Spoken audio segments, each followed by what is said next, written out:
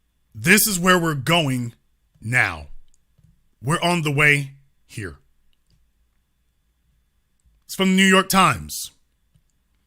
In case you were wondering, just a few months ago, who will care for our kinless seniors?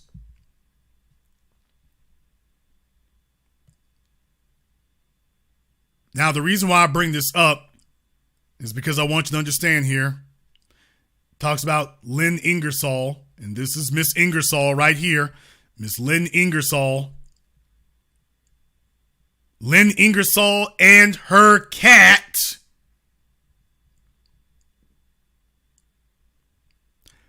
Lynn Ingersoll and her cat. That's the way that the article starts off. You know we're off to a bad start when the article literally begins, the person we're talking about and her cat. Pay attention, ladies, because old Chelsea wants to walk you into this. Lynn Ingersoll and her cat, Jessie, spent a quiet Thanksgiving day together in her small bungalow in Blue Island, Illinois. A retired librarian, Miss Ingersoll never married or had children. No, she's married to a feline. Yeah, she's married to a feline and her anxieties and her inability to get along with a man. No, she's married to a domesticated tiger. At 77, she has outlived her parents. 3 partners, her 2 closest friends, 5 dogs, and 8 cats. Jason, did you have to yell that? You damn right. People. She's telling you that she has outlived a few people and a bunch of pets. Think about this for a few moments. Just in case you think that you are just one more trip to the kennel away from companionship. To all the women out there listening to Chelsea, and by the way, keep this picture on your screen in mind. We're coming back to it. Keep that picture in mind. When her sister died 3 years ago, Miss Ingersoll joined the ranks of older Americans considered kinless, without partners or spouses, children or siblings. COVID-19 has largely suspended her occasional get-togethers with friends, too. Now she said, quote, listen to this, y'all, quote, "My social life consists of doctors and store clerks. That's a joke, but it's pretty much true. Miss Ingersoll. Yes, all jokes require an element of truth. Here's the problem. I ain't heard the punchline in here yet. It's a joke. It is? Where's the punchline?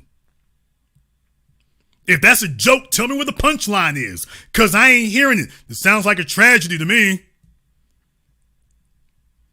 Like many older adults, Miss Ingersoll copes with an array of health problems: kidney disease, asthma, heart disease, requiring a pacemaker, arthritis that makes walking difficult even with a cane. She's managing, but, quote, "I can see a time when that's not going to be true," she said. "I'm not sure what I'm going to do about it." Let me read that to you one more time so this drills into your damn head. Miss Ingersoll copes with an array of health problems: kidney disease, asthma, heart disease requiring a pacemaker, arthritis that makes walking difficult even with a cane. Well, let me ask y'all something. This little chick here look like she worried about asthma? Does she look like she's worried about asthma, arthritis? Think she's in line for a pacemaker? Probably not. And if you check back with her in 50 years, she probably still won't be. You can hate all you want to. In 50 years, she's like, oh no, I was doing Pilates and watching what I eat every day. So I was making fruit smoothies and watching what the hell I eat every day. Yeah, I'm making cardboard damn me smoothies over here. Yeah, all I gotta do is worry about looking cute. The guy I was with, yeah, he keeled over, but I'm good. Yeah. Then you hear about what's going to happen to the folks who listen to Chelsea. Now, the article here goes on to say an estimated 6.6% of American adults aged 55 and older have no living spouse or biological children, according to a study published in 2017 in the Journals of Gerontology. Series B, researchers often use this definition of kinlessness because spouses and children are the relatives most apt to serve as family caregivers. We're going to go into that here in just a few moments because I want you to understand just what they really mean when they say those things. About 1% fit in a narrower definition, lacking a spouse or partner, children, and biological siblings. The figure rises to 3% among women over 75. That's today. What about the future? Those aren't high proportions, but they amount to a lot of kinless people. Close to 1 million older Americans without a spouse or partner, children or siblings in 2019, including about 370,000 women over 75. Several demographic factors have fostered increased kinlessness. Baby boomers have lower marriage rates and higher divorce rates than their parents, and more have remained childless. The rise of so-called gray divorce after age 50 also means fewer married seniors and extended lifespans can make for more years without surviving family. All the pathways to singlehood have grown, said Dr. Deborah Carr, a sociologist and researcher at Boston University. Among older couples, cohabitation has increased as an alternative to marriage, but those seniors are less likely than married couples to receive care from their partners. Well, I don't understand. How could you be with somebody that long or whatever? How could that possibly be? I don't get it. How could it be that you were with somebody that long and yet you can't rely on them to... Oh.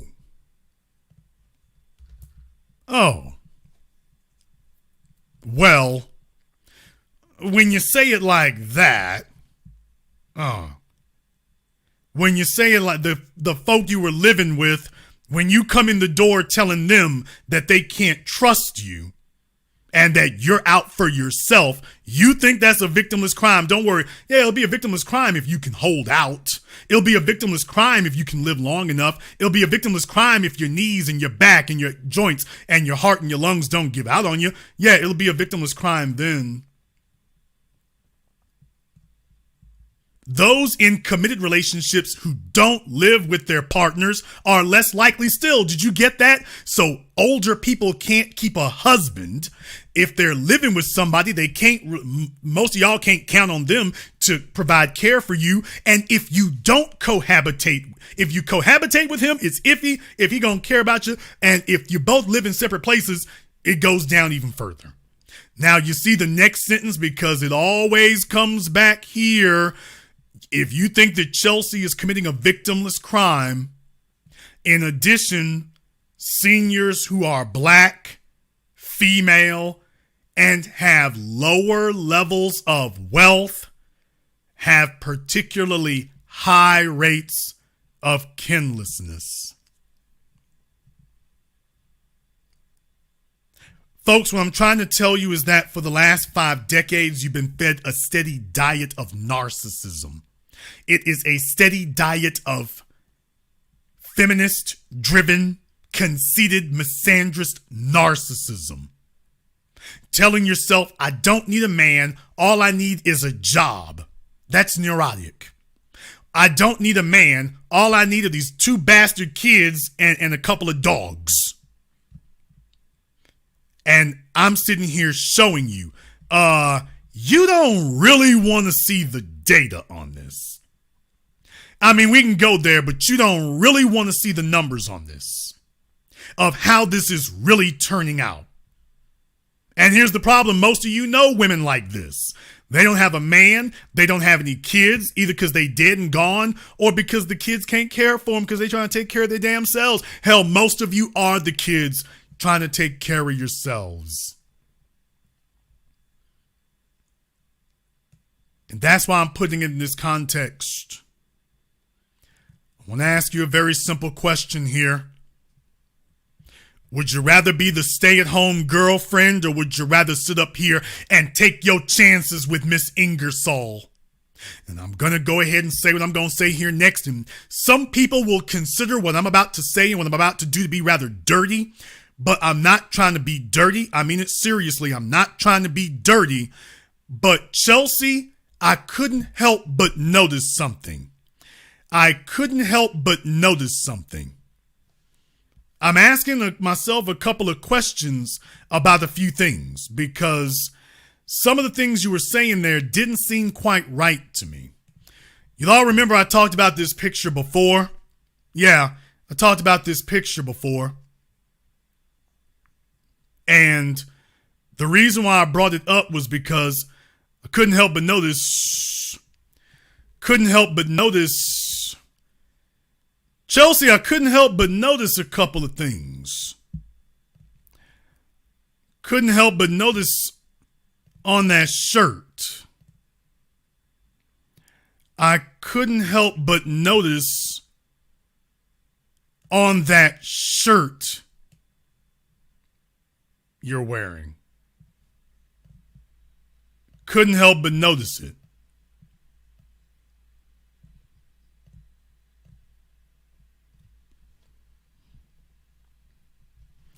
Some folks are going to say I'm being dirty. Some people are going to say, Jason, you being mean with it. Some people are going to say that. I'm just going to say one thing. This is a woman who has over 1 million subscribers. Now, her engagement is lower even than my channel is. She's only hit or miss when the videos actually hit good. But she's got over 1 million subscribers. Over 1 million. She's got her so-called production value. Call it whatever you will. And what I'm telling you is that, do you realize she's got a husband? So she makes a 7-figure income. She's got 1 million subscribers. She's got a husband. And yet, her and some other people I could think of have something in common. And I don't know if that's a tattoo on Miss Ingersoll's left wrist. I don't know if that's a tattoo there or not. Couldn't get close enough to be able to decipher it, but I don't know if that's a tattoo or not. But I couldn't help but notice that Chelsea doesn't have enough self-awareness to realize what's going on here. There's not enough self-awareness involved here to realize what's going on. I just want to ask you the questions here. Now, she wants to elect herself and nominate herself to tell black women that they shouldn't be thinking and that all this high value, divine feminine energy. She didn't just take her conversation to the white women and leave it there. She started with the white women and then swerves off into black women to lecture black women about what black women supposedly, allegedly don't need. And that black women just need to keep working. Now, Chelsea got a 7-figure income, and all she's got to do is sit on her rump in front of a YouTube camera and making it pop. But she's telling the rest of you, oh, no, that's not what you need to do. See, you don't need to be taken care of by a man. You need to get out here and go get you a prescription for Xanax or Prozac. That's what you need to do. How many of you want to wager that Chelsea got a couple of prescriptions of her own? I ain't bombing on you, Chelsea, but let's just keep it real. How many of y'all want to sit up here? How many of you want to wager that Chelsea got a couple of prescriptions of her own while she's telling you what you don't need and what you don't need to have? Let me tell you something right now. Show of hands in the chat room. How many women listening to me right now that if you had a man who would take care of the rent and take care of the car note, that you would be just perfectly happy to sit yourself at home, give up the daily commute, kicking it with your coworkers at your job? Give me the thumbs up I'm sorry, for the women, give me the fingernail polish emoji. Not the thumbs up emoji. For the women. For the women listening. If you would be perfectly fine if your man bought you a house and if your man bought a BMW as your last car and all you had to do was sit at home and make fruit smoothies and maintain an acceptable BMI, that you would give up going to work with your coworkers to live that for the rest of your life. Give me the fingernail polish emoji in the chat room. If you like, you know what, Jason, I can make that pop. You know what, Jason, that would be just fine by me. Jason, I don't need nor want an emergency fund. Make sure this nigga got a life insurance policy with my name on it. I'm good. I'm good. Because Chelsea says you all are taking a risk. Do you all realize that? Chelsea is saying that you all are taking a risk. Yeah, you're taking the risk that you're gonna put yourself in the hands of a man who knows what he's doing. Because a man who knows what he's doing does not need you trying to grab the steering wheel. He knows what he's doing. Chelsea isn't trustworthy, which is why Chelsea doesn't trust anybody. Yeah, Chelsea got to get out here and hump it for herself. Nobody trusts Chelsea. Y'all take a look at the chat room. The women are like, we be damned. We would love that. You know why? Because you know full damn well that you would, as a woman, you know full damn well that your face would lose about 5 years of age. Every woman listening to me right now, you know damn well your face would lose about 5 years of age if you could just stay at home and quote unquote take care of the house. You know full damn well you'd be looking up beauty routines and every damn thing else. You know it. That's if you could devote full time to that, you would just be worried about looking up recipes and new exercises and seeing how you can work on your abs. That's all you'd be worried about doing. You'd have the home and garden channel popping.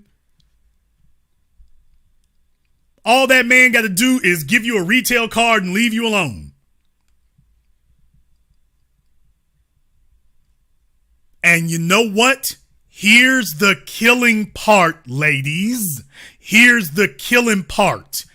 If you were to focus on that, then guess what? It's not going to be a big ass issue having a man who's like, baby, let me just take care of that for you. You're playing your position, so that frees him up to play his. Let me say that again to all the broke down, stupid, silly females who didn't get it. You play your position and that frees him up to play his. You know why? Because when a man knows that he can trust the woman that he's with, when a man knows he doesn't have to watch his back because she got his back, when a man knows that, he ain't got time to sit up here and have you stressed out on antidepressants. That man is not going to have you doing that. That man is going to stop what he's doing and say, let me go sip. Baby, you messing up right now. Let me go filtering through your life. Let me find out what these sources of stress are for you. Because I ain't going to have it. Because they messing up my thing over here. Because I got to live with you. You stressed out, so you making things bad for me. No. Let me find out what's going on so we can get that out the way. Let me find out what's going on so we can get that the hell out the way. Do you know what a damn insult it is to tell a man that you got an emergency fund? Do you know what a damn insult that is to tell a grown man that you've got an emergency fund? But let me tell you why it's an insult. You know why it's an insult? Do you know why Chelsea is a liar and a propagandist who made up these things and couldn't cite the sources? Do you know why that occurred? Do you know why that happened? Do you know why they're talking about, she was going into something else here. I want to say it was in the same article. I want to say it was about women are the ones who have to do the majority of the planning for vacations, which is just insane when you think about it. Let me tell you why it's stupid for the women to sit up here and compete with the men. Because you can't win. Because you'll never outwork us. You'll never outdo us. When a man is focused, that's it. He gonna hunker down. He's going to work like his life depends on it, because it does. His self-respect depends on it. The life he's built depends on it. You take a look at this right here. It says at their income peak at age 47, married men earn an average of $86,502 per year, the report found. By comparison, single men who are 47 earn $49,288, not far off from the $45,672 earned by single women of the same age. Married women who are 47 earn almost $51,000. So you damn right. When you talk about the household labor and housework, you damn right the men are doing the majority of it. You damn skippy. When you talk about going on vacation, who the hell is paying for the vacation? When the women go on vacation, I'm so stressed. I had to log on to Priceline and Delta Airlines. I had to book the tickets to the resort. I'm so stressed. I had to book the tickets to the resort. I had to book the tickets, and then I had to go and shop for some more makeup. I had to book the airline tickets and the hotel reservations, and then the restaurants. It was so stressful to have to book those. You know what the hell is stressful? Stressful is not booking the reservations. Stressful is paying for that damn thing. That's stressful. Stressful is paying for the damn reservation, not booking it. Get on your little tricycle and get the hell out of here with that. Stressful is having to pay for the vacation, not booking it. They acting like they had to go through 3 weeks of hard physical labor to book a reservation. Please, ladies, can we just keep it real for a second? Y'all know damn well when you all want to get flued out, y'all book plane tickets literally within 5 minutes. If she likes the guy, she'll get on American Airlines. If she just met him, she gonna get on Spirit. Can we just put the bull crap to the side? Oh, there's not a single. I want a show of hands in this chat room right now. Give me the red X emoji if you are a female. Only a female. If you are a female and you don't have one of those, you don't have an account number with an airline. That when you go to an airline, you don't have an account number with them. All you gotta do is put in your Delta, American Airlines, Spirit account number. Give me a red X in the chat room if you're a female and you get on planes, but you don't have an account number. Oh, Jason, I've only been on one or two, but I don't do it often enough, or I'm not well versed of it enough that I got an account number. No, Jason, I don't know nothing about that. Naps and beauty? I don't know, baby. You might not be that cute. All right, Bella, well, in your case, I believe it. But everybody else, Let me tell you, that's not a good thing either. That's not a good thing either. Yeah, you know they lying, but okay.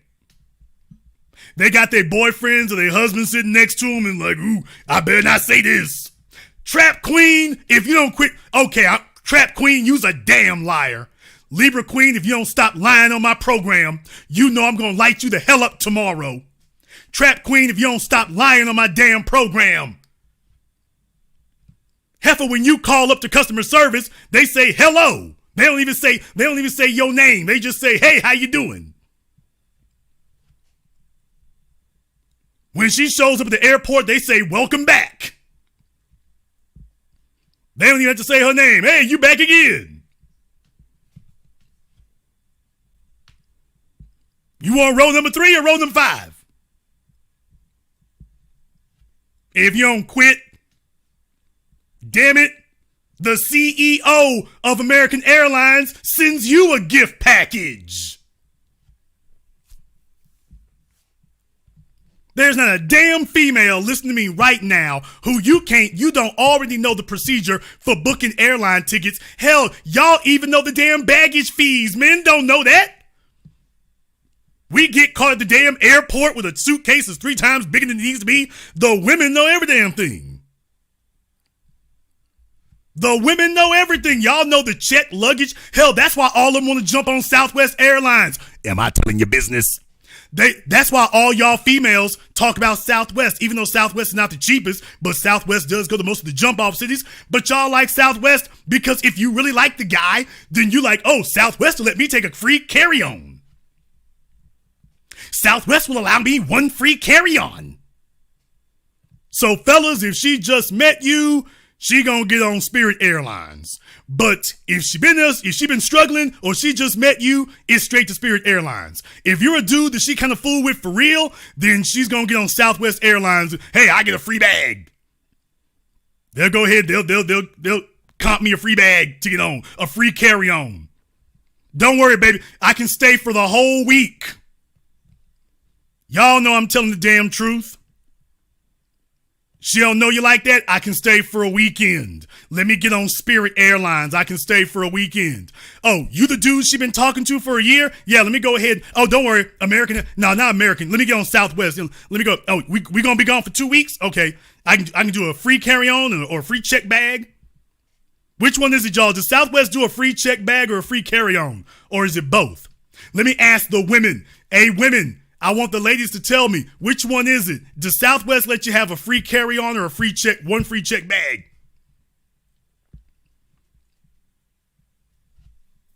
Go ahead and tell the damn truth. 2 free check bags? What the hell? I don't know about that. Bags are free. I'm talking about Southwest now. Southwest, you know what these chicks do? They say both of them. They say on Southwest, you can get both. You can get a free check bag or a free carry-on. Fellas, if she fool with you for real, she's flying out on Southwest. She knows all the numbers. She knows all the deal. If she's fools with you for real, if she been talking to you for more than a year, she getting on South, and she gonna stay for 2 weeks. She getting on Southwest. Take a look at all the females saying both. By the way, in the chat room, take a look at all the females saying both.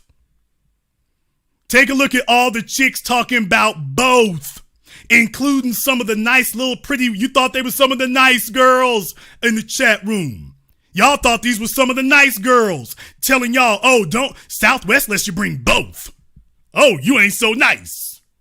You kind of scandalous. Y'all, if she been through the routine enough that she knows the baggage policy, she been through the routine enough times she knows the baggage fee policy.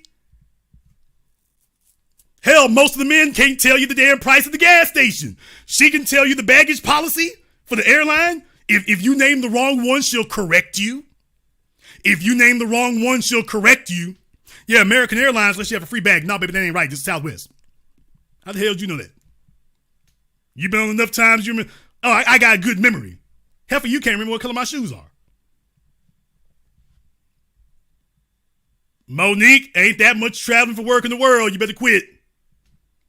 You better quit. Y'all memorize the damn baggage fees until Southwest becomes Southeast Airlines. You know damn well.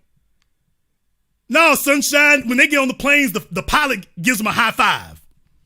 When they get on the plane, the pilot gives them a high five. Hey, how you doing? Hey, good to see you again. You know, like the pilot's giving, the pilot and the co-pilot are giving you dap. When she's getting off the airplane, the pilot and the co-pilot are giving her dap. All right, baby, you be safe now. We'll see you in a week. All right, that's what's up. They giving her the brother man hug. She been on the plane so many times. The pilot and the flight attendants are giving her the brother man hug. They've been on the plane so many damn times.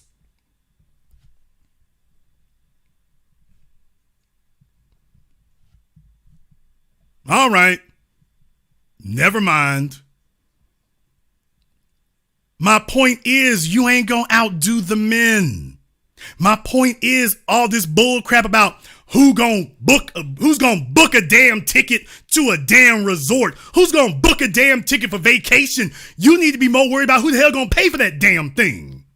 Because if you're a woman, I promise you, you will live fewer years if you're the one who has to pay for this.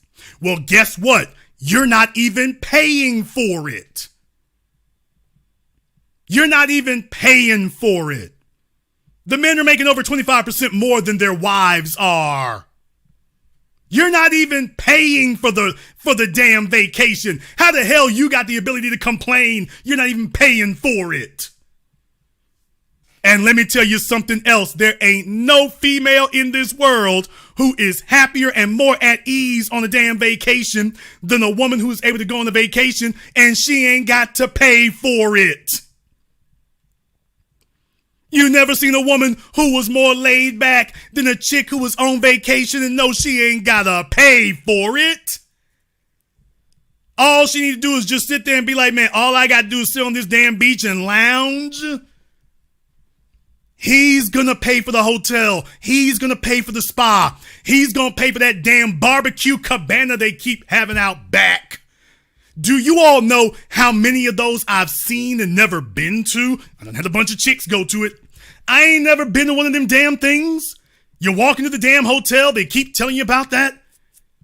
Hey, we're gonna have barbecue. I don't even like people, man. She's sitting there cheesing. I don't even like people. I'm telling her, well, you better bring some KC Masterpiece with you because I ain't going. You can sit there and kick it with the bartender. I'm not going with a bunch of people. They drink, first of all, they drink alcohol, and I don't really drink like that.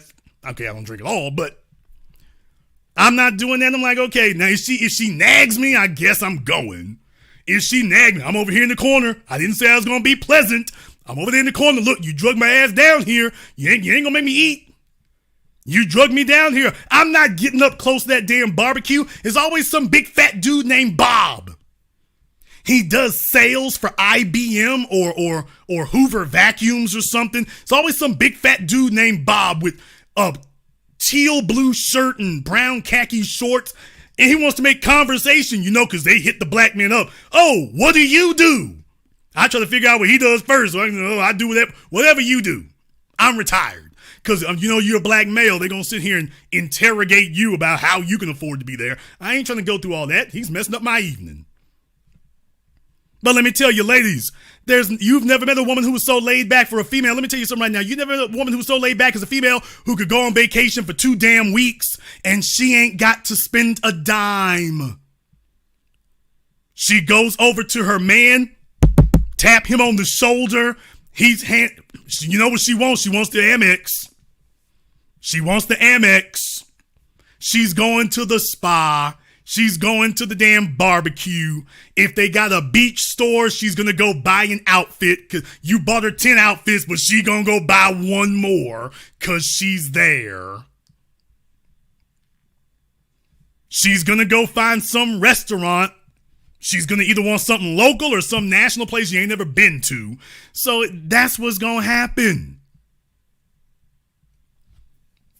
In the chat room, Mike, no boo. Those who know, know. Those who know, know. Hey, Mike, in the chat room, no boo, my nigga. Those who know, know. Those who know, know. I'm gonna leave it at that. Man, you ain't met a female who was more relaxed than somebody like that. You ain't met it. You ain't seen it. It ain't happened. She can just sit back and lounge back and lay back, and that's it. Let me tell you, she can count the years of her life that are coming back. How you gonna get crow's feet and stretch marks and stress lines under those circumstances? What the hell you mean? Get me an emergency fund. What the hell you talking about? An emergency fund. How the hell you not gonna be stressed and you're having to worry about an emergency fund? You better act like you got some damn sense. Get on that man's program and leave that alone. And for you, Chelsea, you butt your ass out of it. There is nothing that a black man gets more fulfillment out of than leveling up a loyal, competent, consistent female. There's nothing that gives him more fulfillment. Yes, I didn't say that's his purpose in life. But what I'm saying is his purpose is what is motivated by these other things. There's nothing that motivates a black man more than knowing that he is upgrading a competent, reliable, trustworthy, grateful female. Let me tell y'all something, ladies. I've been telling you this for years. My man T.K. Kirkland, when he talked about Mike Tyson, been telling you this for years. If you want to know how to get a man to, first of all, y'all already know, which is the sad part of it. If you want to get a man to loosen up to get a man to write you a blank check, show him that you are grateful for everything he does for you. Show him that you are grateful, and the check ain't going to be big enough. He's going to keep going back. He's like, damn, I got to go do better. The dresses got to get better. The shoes got to get nicer. The vacation got to get better to it. The car got to get more expensive. Everything got to be more plush. He's going to have to make sure you done up. All you got to do is show him you're grateful. And I don't mean fake grateful, Ciara. I'm talking about you are genuinely grateful to this man. You do that, you ain't going to be able to stop him. Why in the world do you think it is that they're outworking you? Why do you think it is they're outworking you? When a man is motivated, married men were motivated, at least at one point he was. At least at one point he was. I'm going to just tell y'all right now, some of the fellas, you might not believe it. I don't know why you wouldn't. Hey, look, I got some dudes who are my friends, but I got to tell you, it ain't never felt as nice as when I'd rather spend time with the ladies being grateful. No offense. No offense. I ain't forgot about you, but I'm just saying. The fellas are grateful, okay. Nice firm handshake. I'm gonna keep it moving. Nigga, what you talking about staying the night? Grateful. You'll sleep on the couch. You'll sleep on the couch next door. No, bro, just handshake. Okay, I got it. Message received. Thank you very much. All right. Keep it moving. For the females, different matter. Different matter. I'm just saying the fellas don't motivate you. I mean, yeah, sometimes I need things. I guess if my truck needs a major repair or something, I'll give you a holler. But other than that, no. So ladies, if you want to motivate a man, show him that you're genuinely grateful. Show him that you are genuinely grateful for what he does. And that man is going to make you call it what the hell you will, a trophy girlfriend, a stay-at-home wife, a stay-at-home girlfriend. Name it whatever in the hell you want to. What Tupac said, you can call it what you want. Above the law. With Tupac, call it what you want. But if you show a man that you are genuinely grateful for what he's done, if you show a man that you got genuine gratitude, baby, you ain't gonna be able to stop him from doing that. The only reason you going to work is because your dumb ass want to be there. Or that's just really what you want to do. Now, don't get me wrong. Now, here's where I gotta warn the fellas. Because there is a cautionary tale. There is a cautionary tale. Right now, your man DJ Academics is going through some things. Right now, your man DJ Academics is going through some things. This ain't his first time neither. Hey, I ain't throwing stones. I've been there. I've seen drama in my life. I ain't never had to fight with no abortions. Never had dudes trying to jack me at the house. I ain't had nothing like that going on, but your man DJ Academics is dealing with this situation right now, and what Ax said was, you know what? The next female need to have a job. Because he moved abroad in, next thing you know, here comes problems. BB, you said you got 4 airline accounts. You have a tale to tell. Can't no man mess with you, huh? You got a tale to tell. We'll come back to you, BB. I might have you call up so you can get a few things off your chest. In any case, Academics had the girl living with him. I mean, it's on his channel. I'm not talking out of class, but it's on his channel. It's on his channel. So, he said the lesson that he took from this is the chick got to have a job, because if she's just sitting around, if you're paying all the bills and she's just sitting around around your house all day while you take care of everything, her mind is just going to wander and it's just going to go off into devilment. Yeah, I mean, he grabbed these Instagram models, you grab these Instagram chicks, and she's like, okay, I got the bag. Next thing you know, all she's doing is spending all day, every day. She's not trying to figure out how to be loyal to you. She's trying to figure out how to get over. Because she's like, okay, I'm in it for me. Let me make sure that he doesn't have a choice but to leave me in it. That's not gratitude. So, fellas, what I'm saying is you can't just be desperate to have something cute on your arm. That's why I said she's got to be loyal. She's got to have gratitude. She's got to be reliable. She's got to be grateful. She's got to be competent. And when a man has that female in his camp, she ain't got to sit up here and worry about the rest of that. It's coming any old kind of way. It's coming anyway, and he's going to be motivated to do that.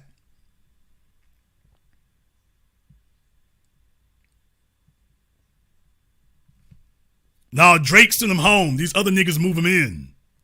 Drake sent them back to their house. He give them an Uber and send them back home.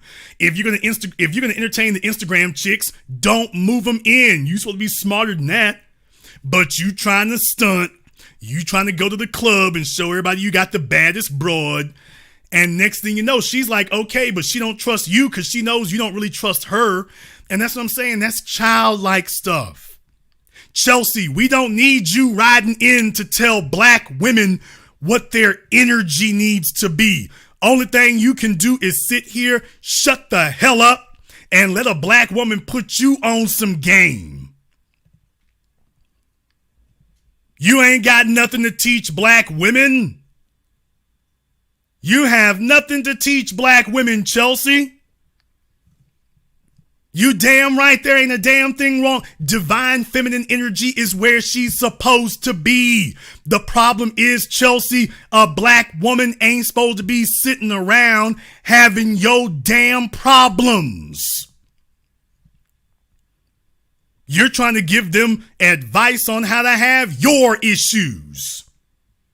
You're trying to give them advice on how to have your problems. You're trying to give them advice on how to have your difficulties. And what you're not doing is telling them how to graduate beyond that. We're supposed to be teaching them how to get out of that.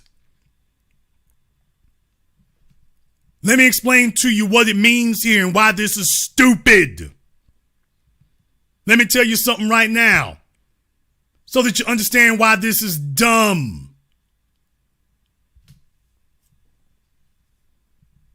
Robert Kiyosaki once gave a very good example I wouldn't advise you to follow most of his advice, but he gave a very good example.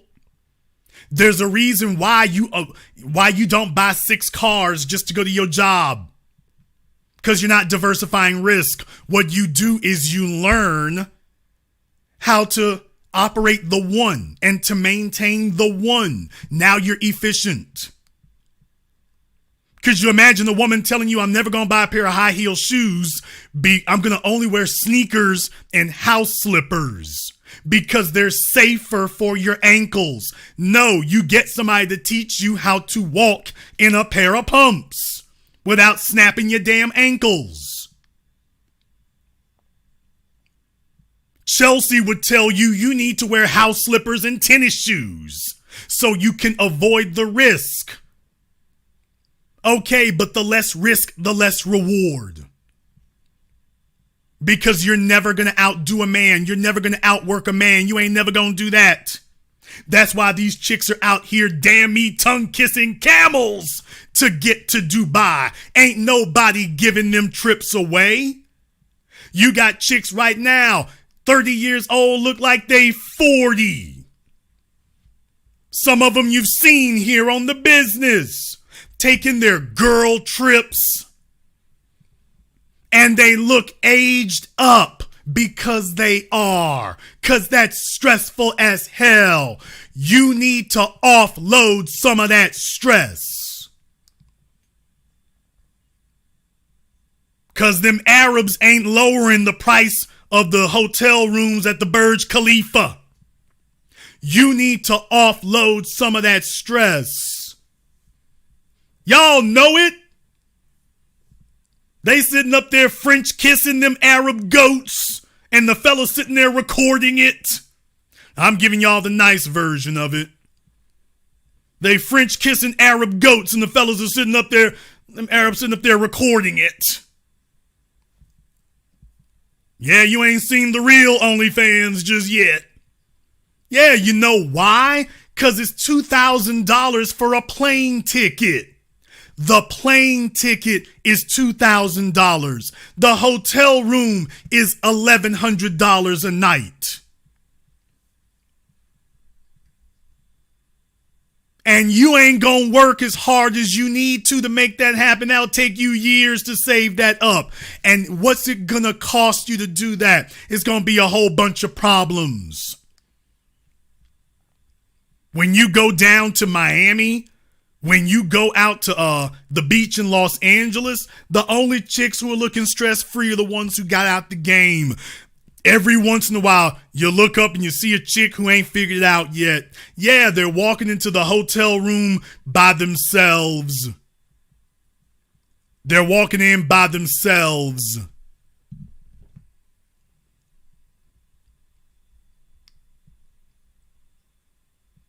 That plays havoc with you. That plays havoc on you. That destroys a woman. Sending her into a workplace and a job is a death sentence. That's a death sentence.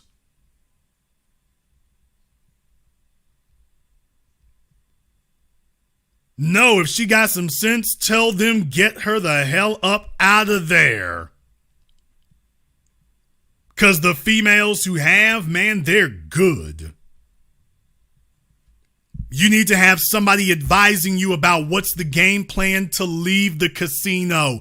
Because what you see on your screen right here, that is nothing but a strategy to end up here. But you know what? Chelsea don't have a problem with that. Chelsea is looking towards the future. Chelsea is looking to life after her husband. Chelsea is looking to where she gonna be if her husband's not there anymore. That's what Chelsea is thinking about. What am I gonna do when my husband's not here anymore because he's had enough? What's the game plan after that?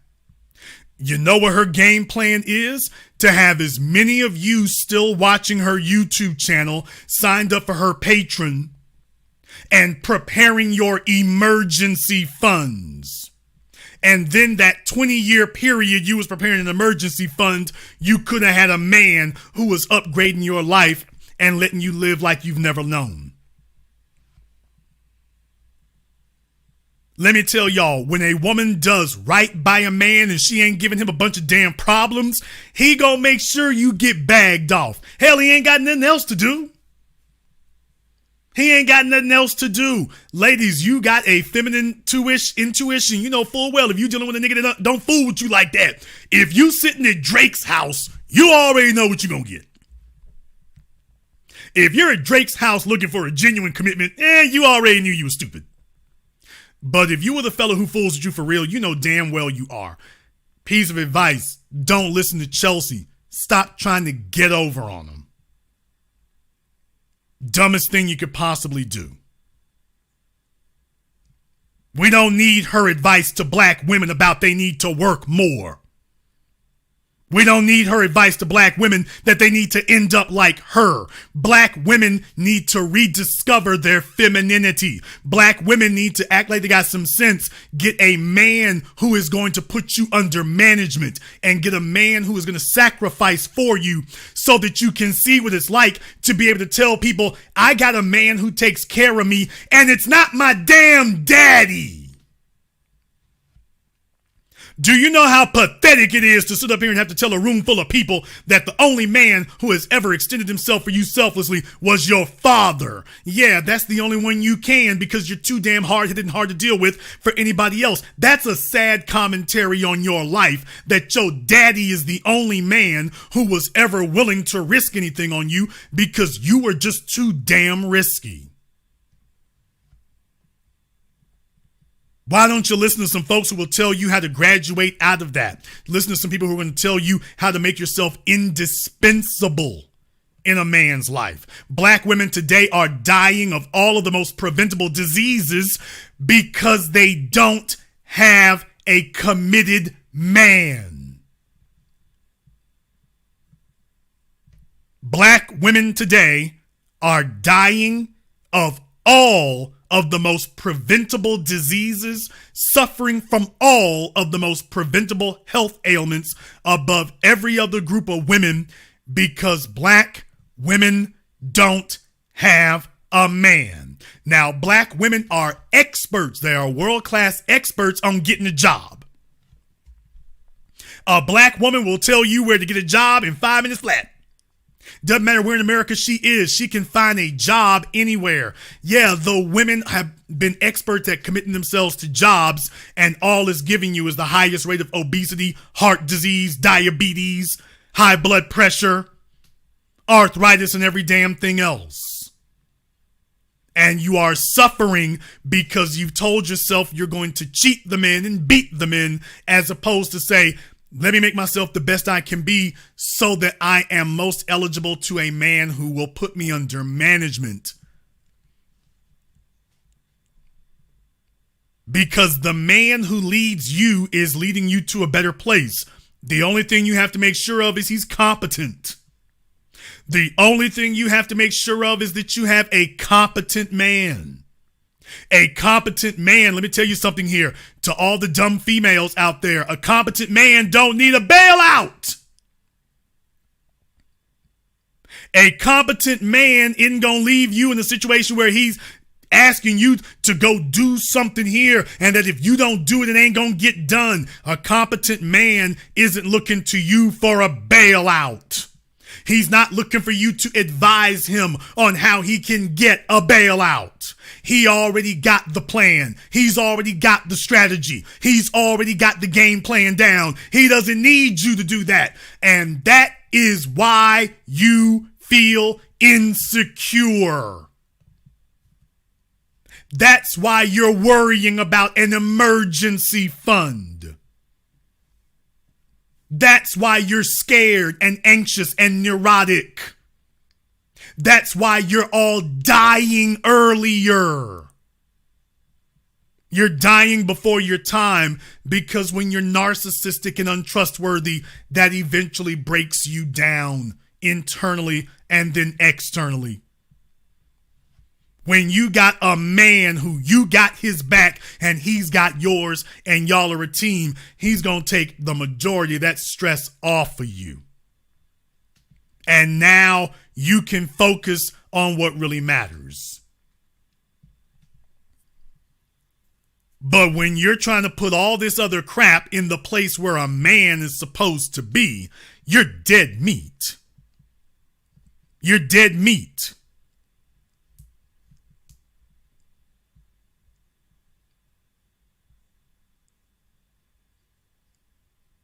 Want to go over one more thing here. You notice that when she hands out her feminist anti-male propagandist talking points, talk about the old days, and they talk about financial abuse. And did you notice they never mention how it's always been men who have died sooner than women throughout history, even today? Why is that? If women are being so horribly mistreated today by men, why is it that the women still outlive the men? If women are such targets of financial abuse, why are women never scared to go to divorce court? Now, women hate going to criminal court, but they love divorce court and child custody court. Notice she said nothing about that?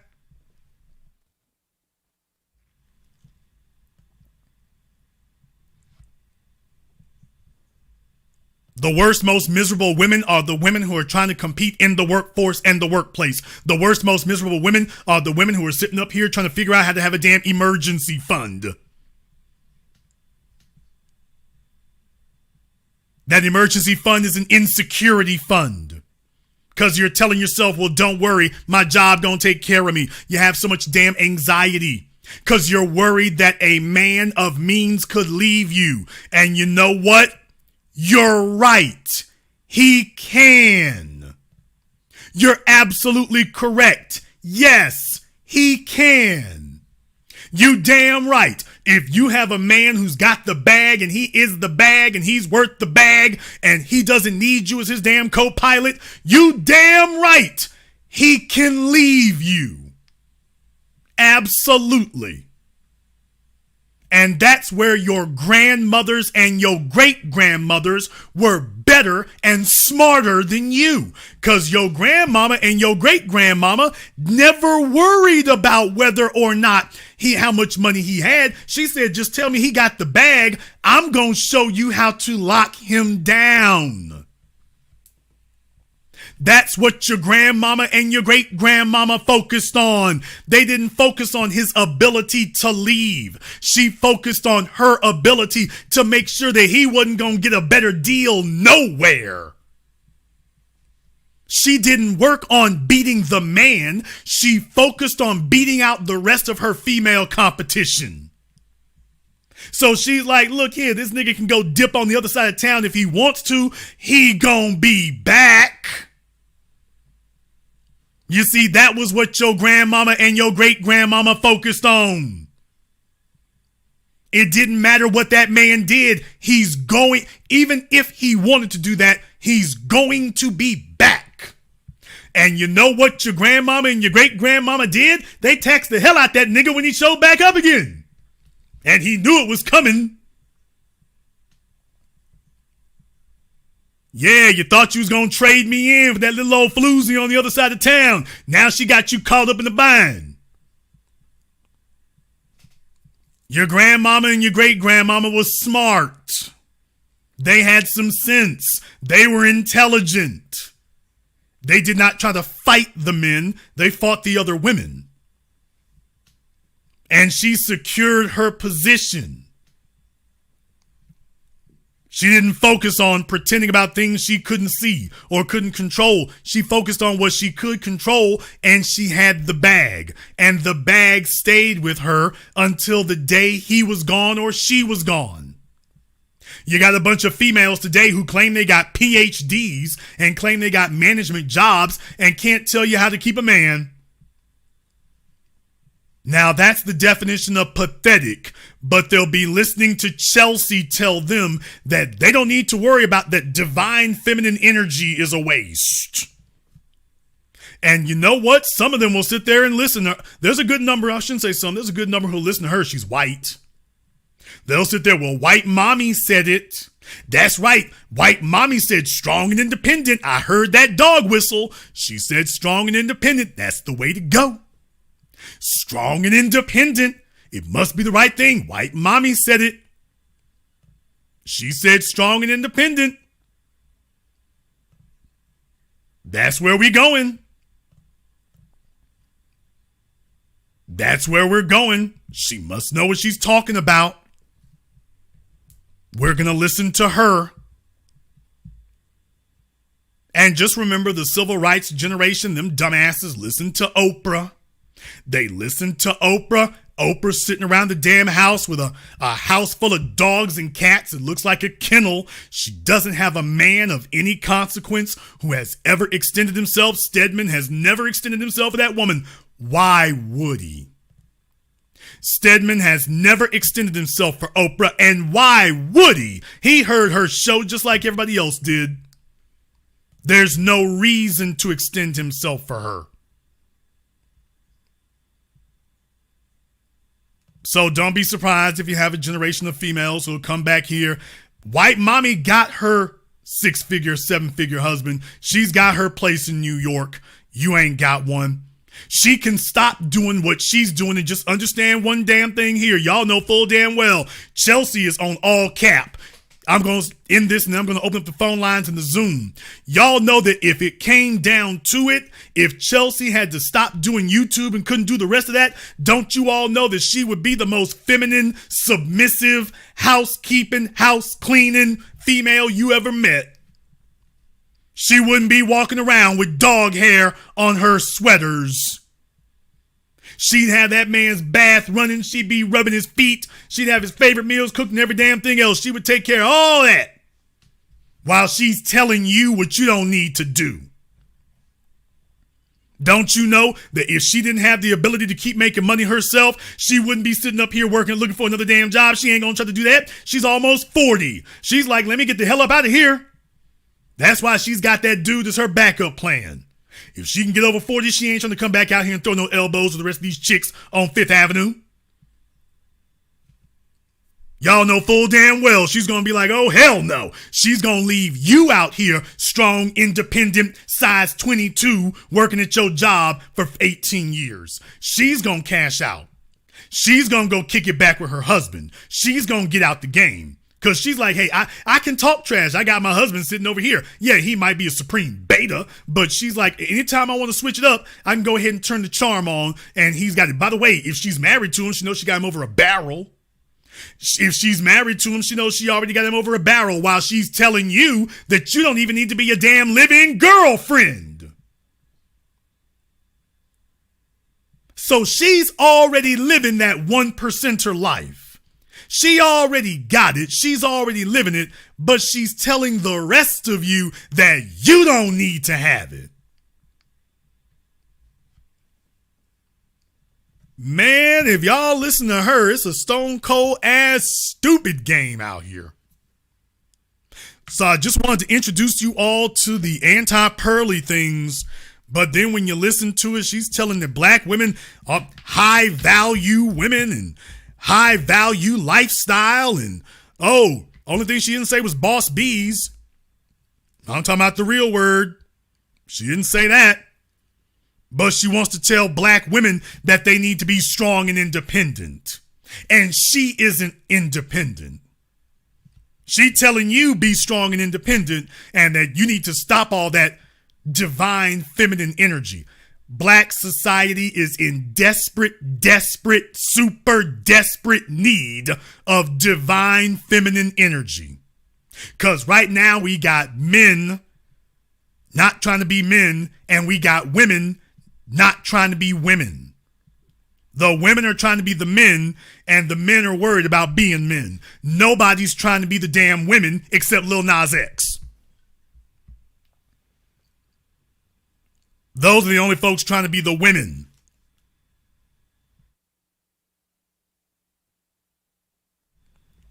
But enough from me. Let me go ahead and crank this up for you here now. Let me go ahead and crank that up for you here. By the way, some of my cables came out here. So I've been in the process of getting that back together.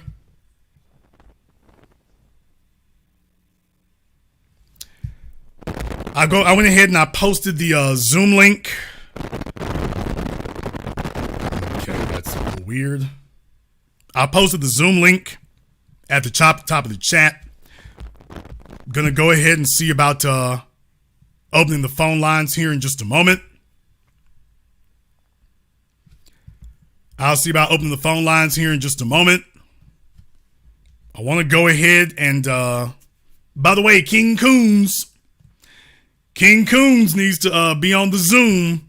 So to my mods, go ahead and make sure you got King Coons on the Zoom now. Let's get King Coons on the Zoom. Meantime here, let me see. All right, let me see. I got my man Jeff. Got my man Jeff on Zoom. What's on your mind, brother? Hey, Doc. As usual, you right on point, bro. About the only thing, and I don't even say I disagree with it. One thing I don't think you kind of hit on is where Black women should absolutely love to throw out the feminist female movement. Feminism is about, in this country, the white woman not getting her fair share of what her man stole from the Indians. And that don't have shit to do with you, Black woman, not a damn thing. You can't name nothing other than murder, whooping your ass, cheating on you, family on the other side of town. That's them four. Who stopped you from voting? Who hung you? Who kept a resource from you that is a Black male? That white woman, none of what she say got anything to do with you. This is absolutely a place to draw race lines. And to be honest with you, I don't think Black people look for enough places to draw race lines. What do you think? Well, certainly, it's they want to solidify their position because white men have made it very clear that they're going to keep their options open. So they're going to they want to solidify their positions, but they've always wanted to swell their ranks and make it seem like they got some big vast movement that they don't have. That's why from the very beginning, Susan B. Anthony and the rest of them, they were always trying to bring in the Black women from slavery. We dealing with white supremacy, and they want us to believe the problem is feminism. Yeah. Which was never let me us. borrow your struggle for a minute. Yeah, let me borrow this for a couple of decades till I can get over. And as soon as they got across the finish line, you saw what they did. They dumped the dead weight. And the crazy part about it is, brother, they were fighting for corporate jobs they didn't even want to keep. They're fighting for corporate jobs that they weren't going to be in. So they convinced you to go into the workplace while she's going off to go be a trophy wife. Yeah. Black people go to college for, and namely Black women go to college for the distant third reason for anybody to go to a school of higher education: to become well-rounded. Asians and white folks ain't doing that. They send their kids to go to school to become surgeons, and they send their white women to go to school to become wives. You in here trying to run for your man. Somebody at your house told you that if you do well enough here, you don't have to listen to what a man say. And that's really what I believe, Brother Jason, this is about, is the 4 centuries of just, it's literally in our DNA. We were taught that you were disposable, sisters. You were taught that we were untrustworthy. Unfortunately, the autonomous power was given to you to destroy us as a people, and you don't want to give that back. And that's the only key to turning this around. Like I say all the time, when the Black woman says, here's your hair back, here's your God back, give me my man back, all this is done. But until then, you are running these 80s plays. You running this 20th century bovine feces that not even white women go on. And yes, Afro cuz in your DNA too. If you spent any of your childhood years being raised by anyone who spent their childhood years, who spent their childhood years here, then yes, in your DNA, is the white man's ice is colder? How do you get a black woman to jump out of an airplane, have a black man tell her not to? That's in your DNA, sis. And the fact that you do not acknowledge it is the failure that is between us all. Not what you do as a failure, not what you're doing wrong, but when you can't get with a black man and go, look, the reason I don't get along with you and the reason you don't get along with me has a great deal to do with what was done to both of us. Now, are we going to get real about what was done to both of us? Or am I going to keep with this? I don't need you. I don't even, I'll say this and then I'll get out your face. I don't even, counsel or life coach. I don't even talk to sisters who say, I want a man, because I can't help you. I can only help you if you know you need a man. See, if you want to get out of the pool, you swim different than if you need to get out the pool. If you need to get out the pool because you can see a power line falling in it, because you done found out there's some piranhas in it, because it's a body in the other end, because you choking, because you can't swim, you gonna get out the pool different. For those of you who do not need black men, do not waste our time. Get out of the way. Because there's some good sisters that need good men. Yo, want a black man ass? Stand your ass over there with the other 15 that ain't gonna get one. That's you really. know, Jeff, you were in the military, so Yeah. you understand. You were in the Marines, I believe, and you understand warfare. So you understand, especially with this government, this culture, their strategy for warfare for the past 200 plus years, specifically dealing with non-white people, has been choose a side. Sure. There's two groups. All you got to do is arm one side. Arm one side to the teeth, arm another side just enough to fight back a little bit. And that's it. Oh, you yeah, want to destabilize them from within? Just find two factions. There's got to be a disparate faction, and they're not desperate, but disparate in there somewhere. Just arm one of them. You saw it in Afghanistan. You saw it in Iraq and Iran. You see it in Korea. You see it in South America. Everywhere they've gone, that's the strategy. Just find one side and arm them. Tutus and the Houthis, I had to say it right. The Hutus and the Tutsis. Yes. This is common black people that the United States has funded both sides of everything that they got a point on. That way they can control it. If they can fund both sides of it, do you think I wouldn't hesitate back in the day if it was a boy that I didn't like, if it was a boy that I didn't want my daughter around and he wanted to take her out? You know what I'm finna tell him? Buy her the ice cream, but surprise her that she's allergic to.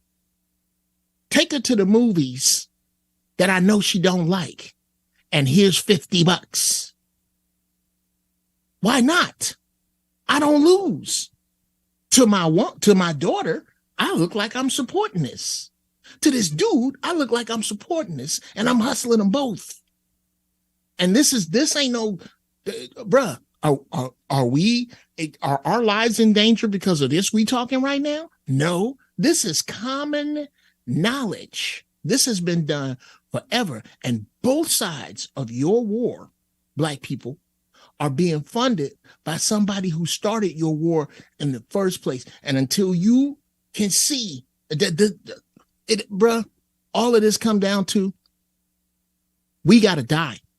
As in, those of us with this, those of us who can find any solace, can find any sense in this bovine feces that is walking around, making sisters mouth tight with brothers and brothers mouth tight with sisters.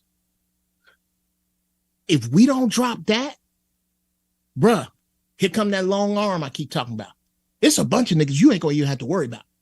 You're not gonna have to worry. These sisters that speak this way, these sisters that act this way, these sisters that come from this imaginary gambling position, this position of trade that they think they have, and I ain't gonna take no man, he too short, I can hear in and I ain't fitting.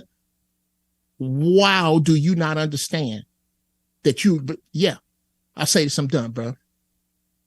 Whenever I get in, I'm about to go to a party, actually. Whenever I get into a conversation with black women that got dirt in their mouth in general for black men, I wait till they're finished. And I go, oh, yeah? Well, counting all the brothers you don't like for all the very valid reasons you have for not liking us, you outnumber us by 2 million. That's 2 million more of you before I do a sit-up, make another dollar, or pull out a passport. There's 2 million more of you, which means that by default, the same way you did with ass, you flooded the market with ass, and now ass has less value because all y'all take your pictures with your ass first. The same thing has happened to the socioeconomic diaspora of black people. It's too many of you. I don't have to. The first argument louder than the radio, you're fired. Next, bring your playbook. I'm done. I don't have to do this. So brothers that listen to this, understand that you're the commodity. If you can find a sister that can rationalize that, she's done you a favor. Push her to the right. Just swipe. Smooth swipe. Be done. What do you think of before you go, what do you think of Miss Chelsea? Miss Thing? Why do you think she's zeroed in like that? What do you think her angle is? Because she started talking about white women. She started good, and then she goes off in this angle with, keywords that came directly from us. So the high value, define, independent energy, strong, independent. Why do you think she did that? What is it about the black women that bothers her so much? Well, bro, what it's always been. The same reason that the suburbs were built. The suburbs were built by the white man so that his woman would have a place to have his babies away from us. Her bent is, look, I got this movement I'm trying to make, but as I look around, it's just other embittered, chubby white broads or women with enough makeup on, they look like exotic birds on the way to kill Batman. I need some help. Who can I get?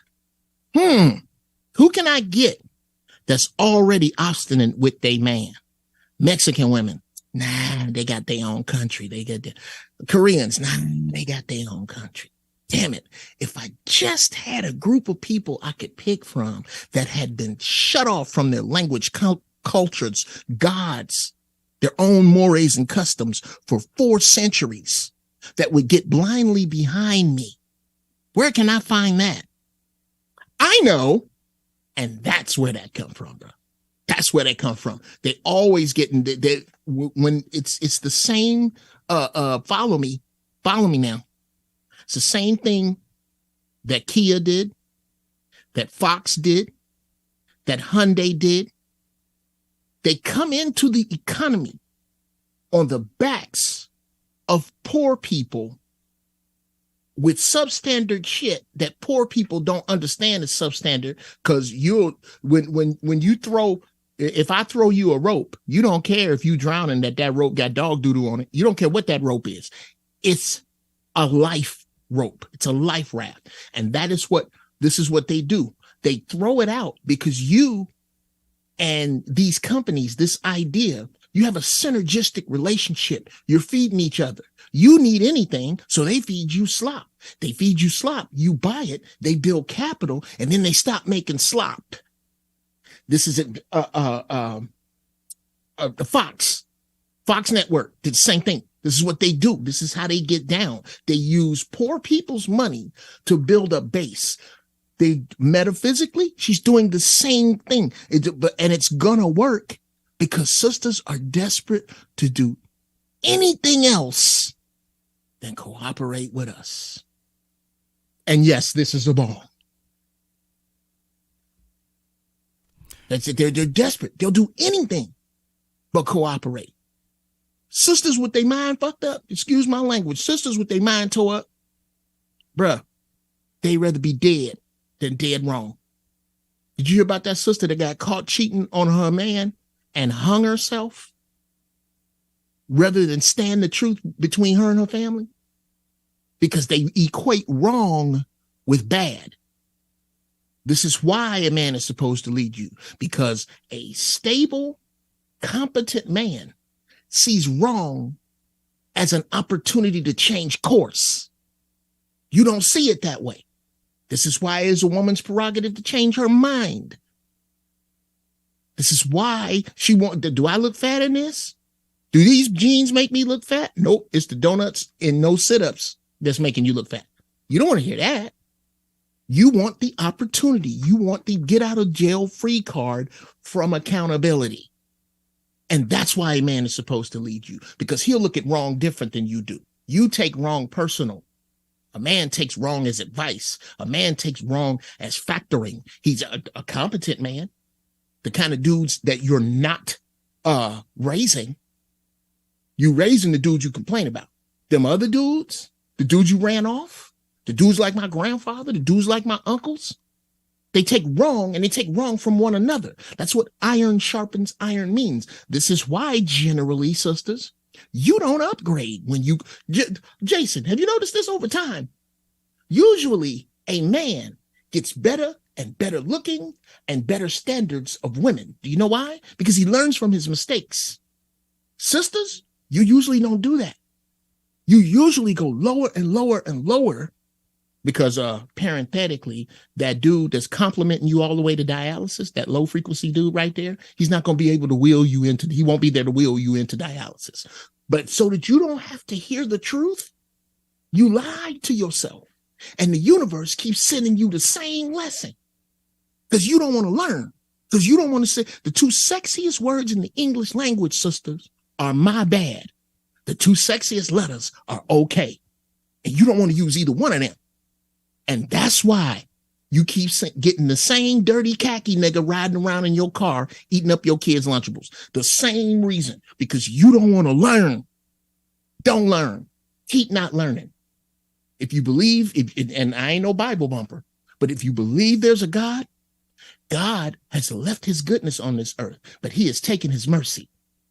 God will have no more mercy on you. That's up.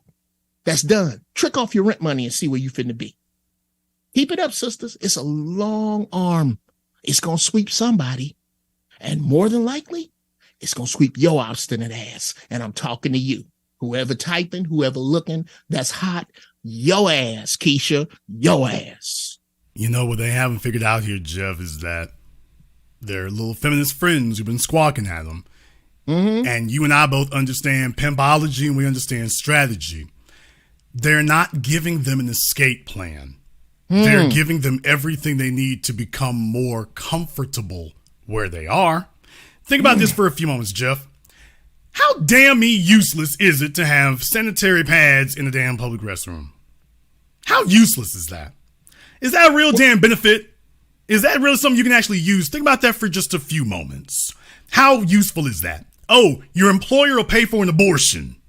Well, so in other words, if you don't have any kids to take care of at home, we don't have to worry about parental leave, do we?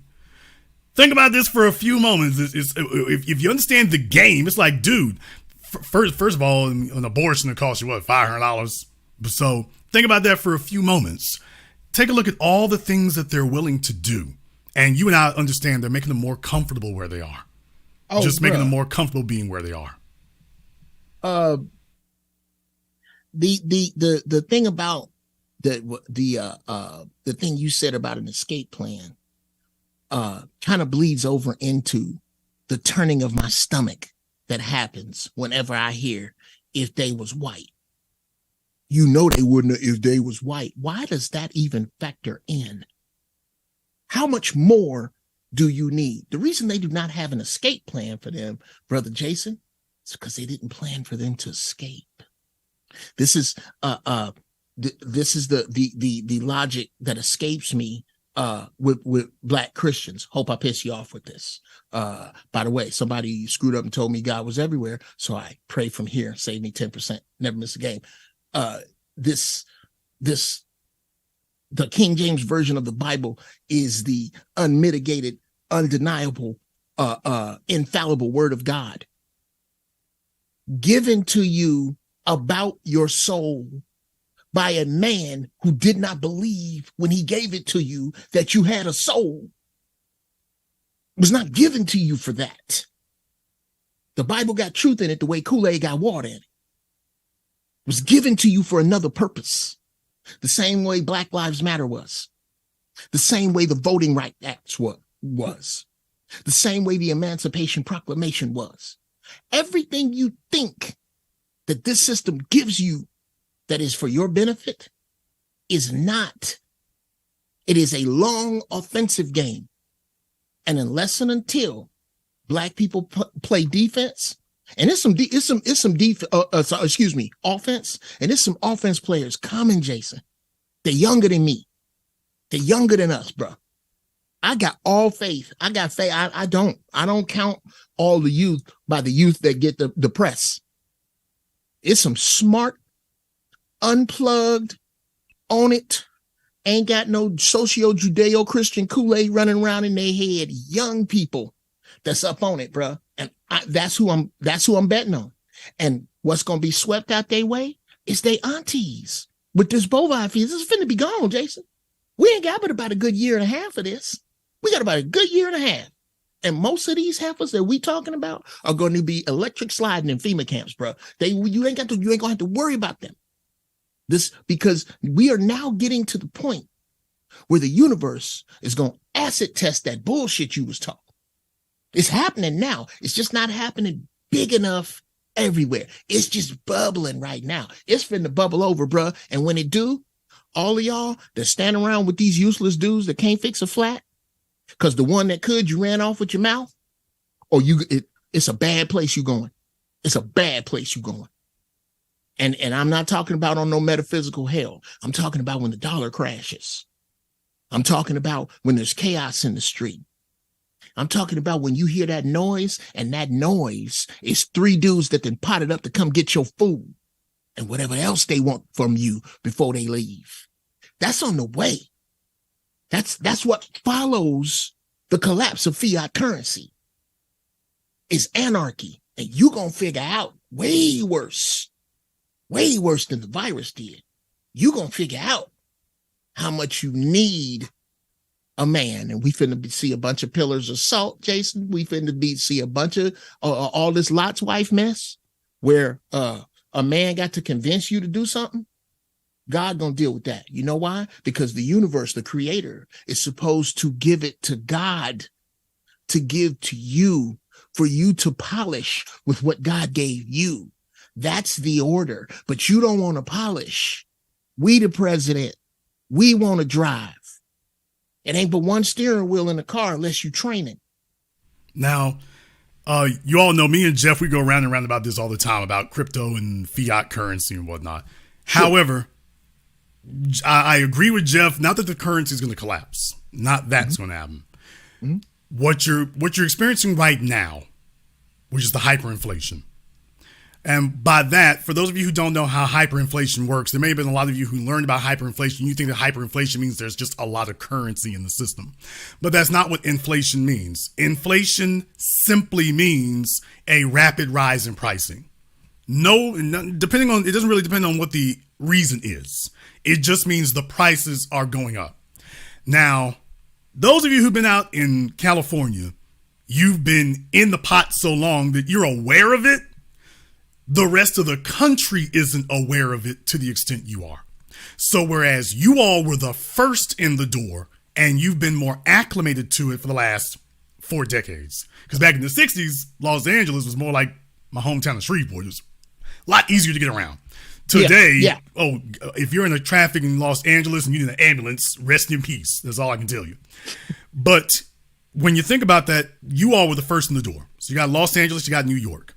Nobody else has experienced the severe degree of inflation that you all have. Right. You all were the folks we always talked about, made fun of and whatnot, but we didn't have to live with it.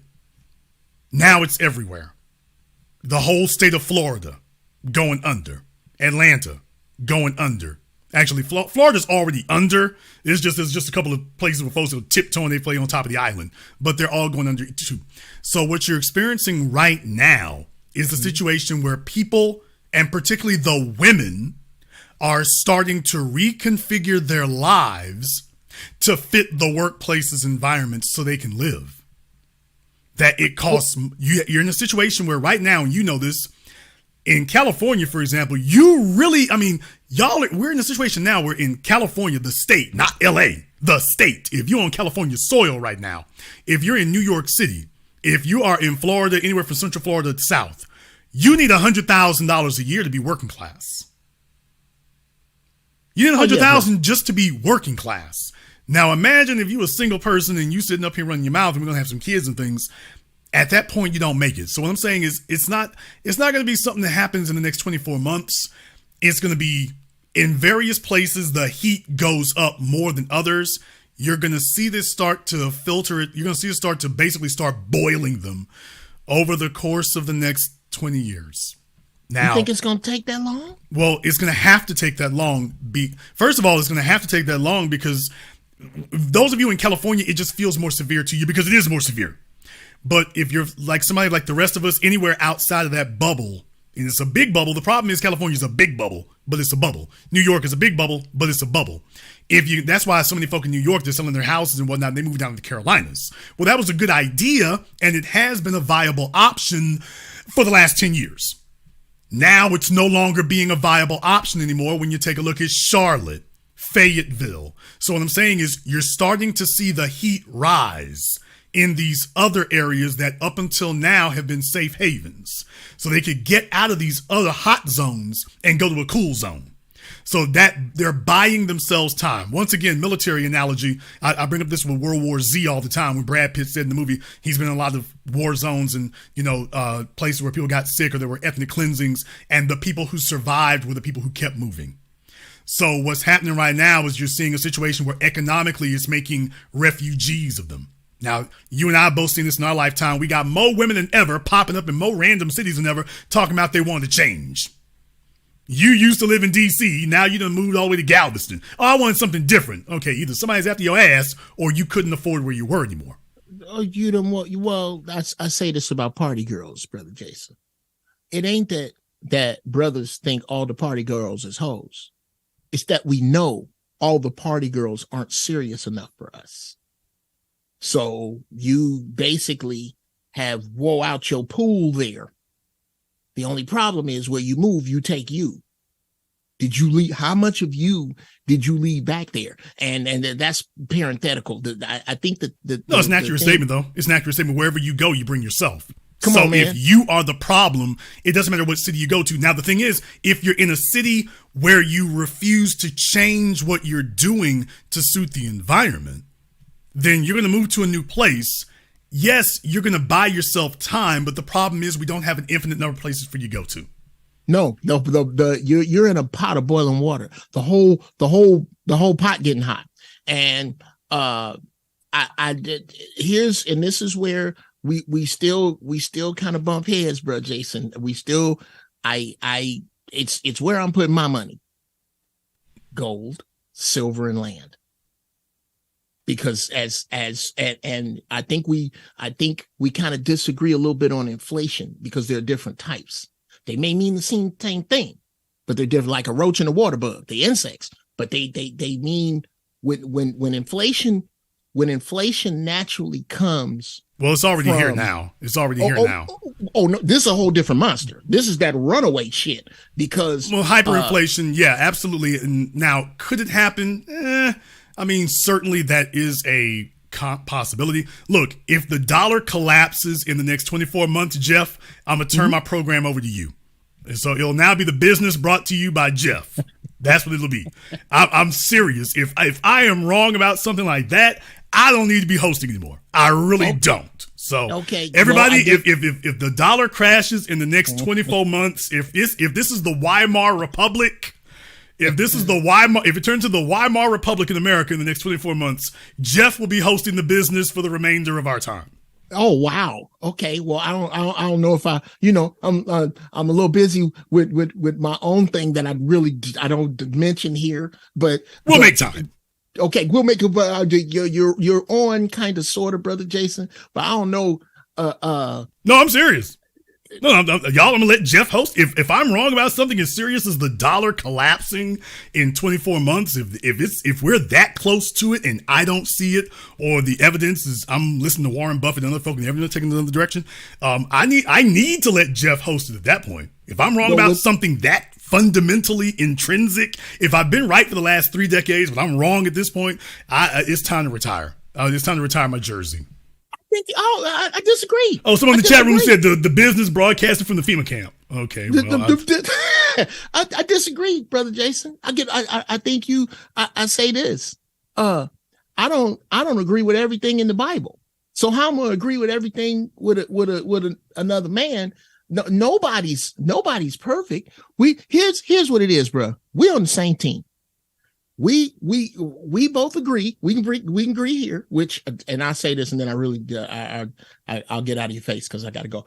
I will say this, that this is the way. And I'm taking a little ride. It's gonna be with the trip. This is the way I believe that all Black people must face all conflict. Start with where we agree. We got to find where we agree. It's somewhere we can agree. And then we're going to work out from there slowly to the filthy fringe of where we don't. And when we get there, we're going to be honest about the fact that fringe is not, it's too powerful.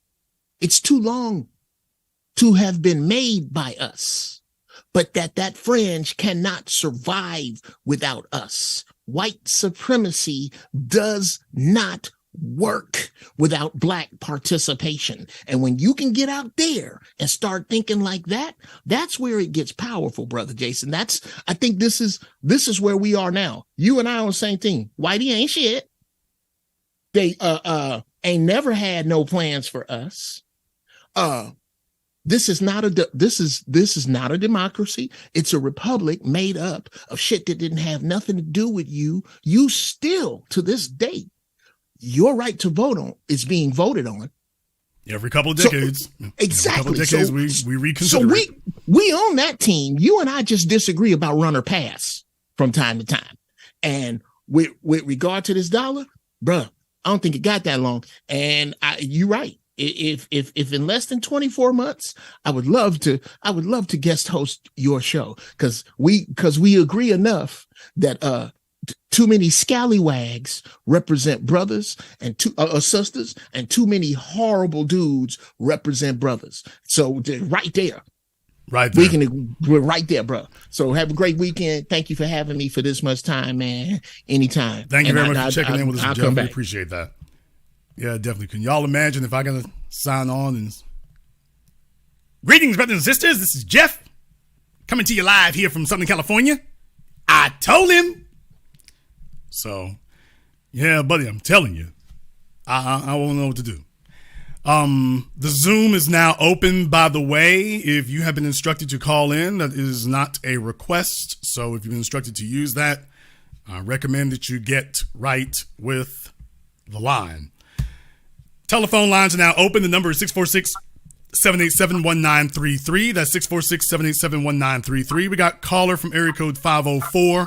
You're on live with The Business. What's your name? Where you calling from? Hi, this is Carrie. I'm calling from New Orleans. This is Carrie from New Orleans. And Carrie wanted to explain to us what we were all not understanding. Yes, I wasn't disagreeing. I simply said, and everybody went up into arms, that he was in the weeds. And that's just simply meant, like, what are we talking about? What's the topic? And when we put all that extra stuff in there, we're unable to stay on topic. And I sometimes feel like you can be a bit vicious, Jason, but I think you definitely state your points and your position better than many people out there. So I listen because I'm able to hear that objectively and say, okay, maybe I don't agree with this, but that's a really good perspective. And maybe I didn't think about it that way. And I think from a Black woman, I'm a Black woman in particular, feminism isn't something that we're putting on our backs and walking around with white women in community saying this benefits us. Like the They don't have reality to. for Black women. But the problem is that they don't have to. So it's not that Black women I'm sorry. It's not that Black women are literally walking in lockstep with white women physically. No, they're just walking in lockstep with them socially and culturally, and have been for the last 5 decades. There's a question that very often, and you have a 504 area code, so you're from New Orleans originally? Yes, I'm from Louisiana. I'm from New Orleans. All right, that's a yes. All right, challenges in this she's in the woods. All right, now you off in the weeds. Just yes or no. That's good. We're short on time. Here's my point. Yes. How old are you, Carrie? I am 41. Okay, so you're old enough, though you would have been very young at the time, but you're old enough to probably remember the stories about David Duke running for governor of Louisiana. Now, he's run a couple of times, but I was there. I was in high school when David originally ran for governor of Louisiana against Edwin Edwards. So I was there when it happened. I mean, he was just one vote away from being the governor of Louisiana, an unabashed, unreformed Klansman. So I was there to watch that. Now, everybody wanted to disown him. At least they started disowning him. And then he ran a couple of more times. And since then, it's because he's been in prison and stuff like that. But he wanted to run a couple of more times. And every time he wants to run, all the politicians, particularly Republicans, because he always runs as a Republican, they're always talking about how they don't endorse him, they disown him, blah, blah, blah, blah, blah, blah, blah. We want nothing to do with David Duke, da, da, da, da. Got it. But there's one question that does not get asked. And this is the question that never gets asked when we're dealing with white supremacists. And it never gets asked of Black women when they want to try to disown feminism. What part of David, you need to ask the Republicans like our Senator John Kennedy, what part of David Duke's platform do you disagree with, Senator Kennedy from Louisiana? Which part of his platform or his beliefs, which one of David Duke's beliefs do you disagree with, sir? And that's when, now they never ask them that. They just allow them to say they disassociate themselves from David Duke and they don't agree with him on anything, blah, blah, blah. And the question never gets asked, yeah, by the way, what do you disagree with him on? Which one of his positions do you not agree with? Well, this is where we get in trouble with Black women. Because Black women in the company of Black men, when they're not at their jobs and they're not kicking it with Ralph behind the water cooler, what they'll do is they'll say, oh, I don't subscribe to any of that. But what we don't do is ask them, great, tell me what parts of white feminism you disagree with, that you do not agree with her on, and that you're against it. That's when things get real quiet. For example, Carrie, slow down. What part of what Chelsea said do you disagree with, and why? I'm sorry, say that again. What part of what Chelsea said do you disagree with, and why? I didn't disagree, and that's what I originally was trying to say in the chat, that I just felt like being in again, I feel like categorizing Black women as a whole as if we are just locked in step with feminism. I don't think that is a reality. Like, on the ground, that is not happening. Black women are constantly pushing back on tropes. We're constantly pushing back on the burden of white supremacy that we're under. So it's just not realistic to say that. I disagree with saying all Black women, or the majority of Black women, say that they only, for the people that say that they only want a man, throw them away. I think sometimes words and semantics just get your sentences are not making sense here. So I'm going to see if I can try to detangle that, because I asked you what part of what she said you disagree with, and you haven't said what it is. So are you saying, and it sounded like you were saying, you said, I don't, slow down, Carrie, not very feminine you're doing right now. Talking over a man's not very feminine. So I'm sorry. You've already got your feminism boots on. So if you're trying to convince us you're not with it, Okay. So far it's not looking good. You already said that. That's what I was saying is I don't disagree with her. Okay. You already said you were saying you don't disagree with her. So I'm sorry. I was talking about the gentleman. I didn't mean I the said white Chelsea. woman. I said the white woman. I mean, she's on your screen now. Yeah. What was it that she said? I'm not looking at the screen. Okay.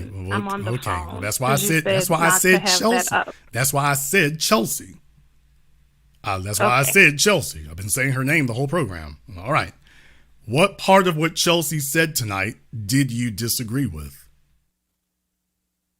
I disagree that Black women should be strong and be out there. I disagree with that completely. I disagree with Black women not being stay-at-home moms and being safe and secure in that. I disagree with that. I think Black women Well, she didn't should say lead into that. She didn't say stay-at-home moms. You'll notice I didn't say stay-at-home moms like that either. It's in the title. Stay-at-home women, because she was originally referring to stay-at-home girlfriends. So that was the thing that she was taking issue with. So let me find out here, Carrie. Do you have any children? I do. How many? I was married for 11 years. I have 4 kids. Okay, so you got 4 children. You were married for 11 years. How old is your oldest? Yeah. My oldest is 23. Okay, and you said you were married for 11 years. When did you get? How did your marriage end? I was married at 19 and I got divorced at 30. I was young Okay. and it didn't work out. Well, you say you were young, but you were also grown, and whatever was going on, it was good enough for you to get married for. So my question here is, by the way, you got married and had 4 children. Did you have 4 children with that man? Yes. You had all 4 children with the same man. All 4 kids are with the same guy. Okay. You know, we believe in that in Louisiana. In the northern Louisiana, yes. Southern Louisiana, I don't know. We get down there in that part. I don't know. I think we have some of the same Creole traditions. No, baby, no. Y'all got Birdman down there, okay? There's nobody like Birdman up in the Shreveport. No, the Birdman, Lil Wayne, no, we don't have anything like that up there. We're up there looking at them like the folks from Oregon do. I'm like, oh hell. So no, ma'am, not at all. So That's no. funny. No, but yes. Thank you. Okay, I'm from the civilized part of the boot. But my point is, after 11 years, we got 11 years and 2 kids, we got divorced. I'm sorry. After 11 years and 2 children, we got divorced. I have 4 kids. I'm sorry, 11 years and 4 children, you got divorced. Yes. Yes. Why? It wasn't good. I'm not going to go into the horror stories of my marriage, but it wasn't good for me. Okay. Why was it not good? I'm not going to. That doesn't give a reason, though. We don't need all the details to know what the reasoning is. Right. There was all sorts of not so good deeds, abuse, all kinds of things. Why were you abusing him? I certainly wasn't abusing him. Are you sure? Yes, I am. That's what all the women say. Sure. But you realize that's what every woman. I know. I realize that. Every woman claims. Every woman put says into the those exact groups. same thing. First of all, you a black female from Louisiana, from Southern Louisiana, but you're gonna tell the rest of us Yes. you ain't rowdy and bowdy. I'm definitely not rowdy. I'm not about it. I'm definitely not. I'm pretty calm. You pretty got, chill. ma'am, you got pregnant and married at 19. I did. You do realize doesn't mean you I'm do about realize it. I you can do be realize you're insulting reserved. our intelligence right now, right? I mean, you do realize this insults I'm our sorry. intelligence. I'm sorry. Say that You do again. realize that doesn't add up. You asked me to be honest. I'm telling you. Right. You asked for my story. I'm sharing it with you. What was the age difference between you and your husband? He's 2 years older than me. Okay, so you're both. So you're both. When I was 19, he was 21. Okay, you say you got married at 19. How many years did you know him before you got married? He was my first boyfriend in high school, so I was 15. You were 15, he was 17. Yes. Okay. What did your parents think of him? My dad wasn't super happy. I was young and in other words, your father told you there was a problem. He did. Yeah. And you rowdy and bowdy. And now I said I wasn't rowdy. You rowdy. You ignored your father. I did. Okay. I think a lot of young girls do that when No, ma'am. Actually, no, they don't. No, actually, no, they don't. No, that's not true. That's not true at all. No, it isn't. You see, when you respect your father as the masculine leader, as the head of household, when you respect your father, you don't do that. Because you would be too afraid of shaming him. Because you see, when you love your father and you have a good relationship with your father and you esteem your father, a girl does not want to shame her father. I agree, but I did not have a great relationship with my dad at that time. I agree. Rowdy and bowdy. It wasn't just me. There was some background to that. You notice you keep saying that. I hear you. You notice you keep saying that. There's always some extenuating circumstance. You don't ever own it. You're not owning it. And by the way, these are core tenets of feminism you are expressing right now. So if everybody wants to know, Jason's not arguing with her.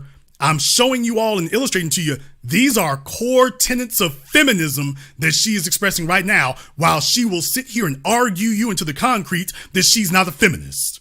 And yet she is expressing every core tenet of feminism right now.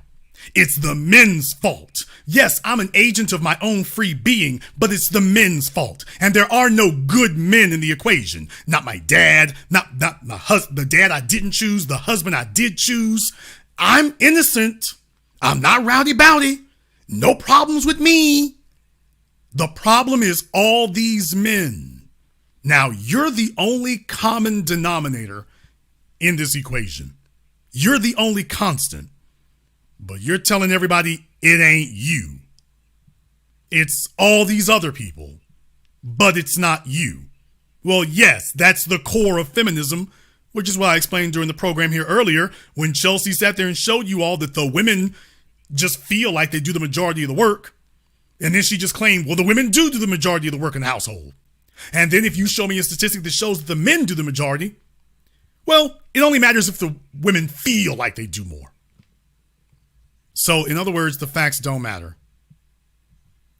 That's a scary proposition. That's a scary proposition. But by the way, don't look now. You're articulating every core tenet of feminism while claiming you don't subscribe to it. This is what we meant. I don't. Yeah. I don't know that if I subscribed to it, I would have been married at 19. Ma'am, there are plenty. The one Chelsea is married.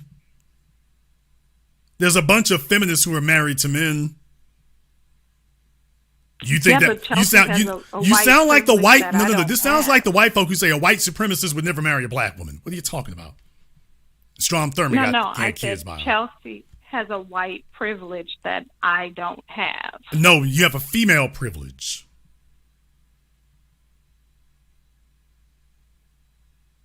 Okay. That doesn't mean I subscribe to the tenets of feminism. But I just showed where you and she are lockstep. First of all, complete refusal to accept accountability for your choices. That's number one. Number one, you're not accepting accountability. And then number two, when we ask you what went wrong, you're saying it's the men. You were defiant against your father. It's my dad's fault. you were defined against your husband. It's my husband's fault. I didn't say either of those things. Yes, you did. I asked, you said that you said that you and your husband were in a contentious relationship. I asked you how much of that was you responsible for. You're not responsible for any of it.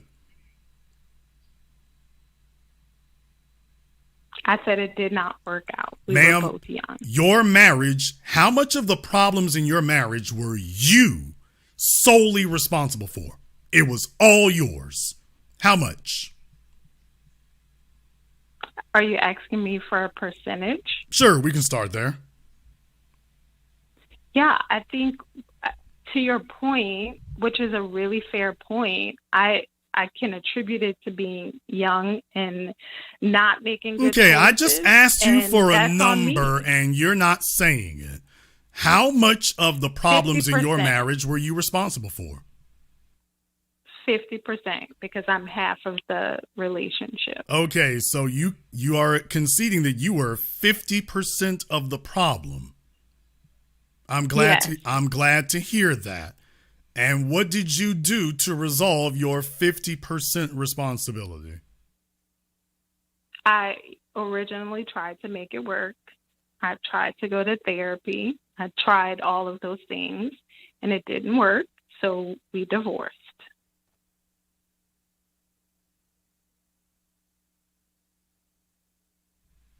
No, that's not right. That's not right. No, that one's not right there. That's not right. No, it's going to be something closer to when did you start going to therapy? When did I start going to therapy? Maybe when I was about 25. And what did you go to therapy for? To figure out a solution for how we could be good parents, how we could get along better, how we could communicate better, how to make as we were growing up, how to just be better people together. But that did not work out. Okay, but you're saying that the reason that you went to therapy was to resolve issues with your husband.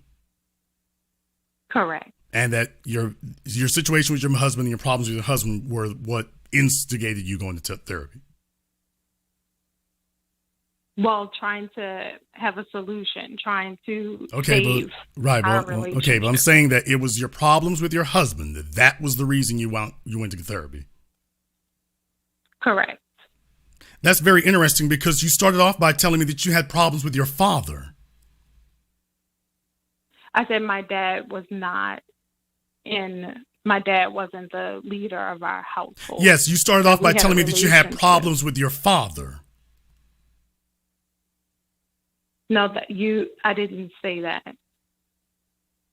Okay, because we've already covered this. Now, do you realize? You're showing why the therapy may still need to be an option here. You already said these things. You do realize you've been recorded. You already said that. You already said that there were issues with your father. I said that when a female respects her father, she doesn't want to shame him. And you said, well, there were issues with me and my dad. He wasn't the head of the household. He wasn't always there. Right. That's all that I meant. Okay, ma'am. That's issues. That's issues with. Yes, ma'am. That's issues with your father. Okay. And you already know that. So what you're doing right now, this is dishonesty. Not because you don't understand it. You do understand it. You just don't want to take accountability for it. And this is what we meant. This is feminism. Feminism is I can be dead wrong, embarrass myself in public, and I'll stand by it. Because I don't think anyone's going to actually say there's consequences for me doing it. But you've already said you had problems with your father.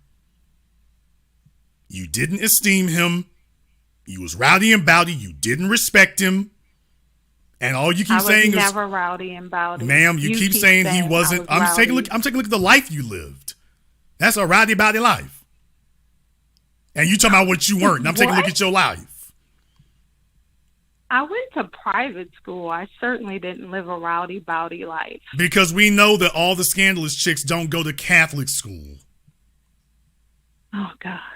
Because we know that all the fine, upstanding girls go to Catholic school. Right? Okay. Because we know that Catholic school girls ain't had a reputation for literally over a century, right? That's correct. Did you go to a Catholic private school? I did. Did I call it? Or did I call it? Folks, this is the benefit of 5 decades of walking the earth. You don't see anything new. You just get the people who sit up here and think that you don't know any better. There's no new story under the sun. I never said that. I started this call off saying that I respected you, and I'm glad to hear that. I would like to hear you respect. I would like to hear you respect facts and the truth better. Absolutely, I do. Okay, you did not respect your father. I'm not here to dissect why you didn't. I'm just telling you the news. You didn't respect your father. Okay. And instead of you seeing yourself as a mantle bearer, that I do not embarrass this man and I do not disrespect this man, and he would think less of me if I married this nigga. Well, I'm going to do it anyway. Because who is he? He don't tell me what to do. And you carried that attitude. You had that attitude well before you met your boyfriend, who became your husband. And when you went to therapy, by your admission, or at least by your statement of the events, you claim you went to therapy not to resolve your daddy issues, but to try to fix the situation with your husband. When you already concede that, by the way, there were issues with me and my father, how you see men, how you get along with men was already broken. And now you carry that into a marriage. And now it's going to be on this man, this 17-year-old kid who met you. Now it's going to be on him to fix your father issues. Well, he had his own daddy. Okay, that's deflection, what you just did. That's another core tenet of feminism. Deflection. No, man, you're not adding anything. You're the topic of discussion. And when somebody's trying to have a topic, let's try this a different way. If you were at your job, and understand, I want you to understand this is feminism you just expressed again. But let's ask you something here, Carrie. If you were at your job and your employer had not paid you for 3 weeks, we're going into your second pay period and you have not been paid. You're back in human resources saying, hey, y'all ain't giving my last check and you late on my current check. What would you think if they then said to you, oh, you know what? We also didn't get a check to Bob over there either. Yeah, that would be unacceptable. Why? That's what you just did. But we're talking about my life. In other words, you don't want them. So in other words, if we're trying to fix a problem, you don't want them trying to change the subject. Bob? Yeah. You acknowledge, Bob got an issue, but we ain't talking about Bob right now, are we? Right, we're talking about, correct. Yeah, because there's nothing that we're going to do with Bob that's going to fix you. In me receiving my pay. You're correct. Okay, there's nothing we're going to do with Bob that's going to fix you in any means. Your check, your work, your health care. There's nothing Bob is a separate issue. He's got his own boxes.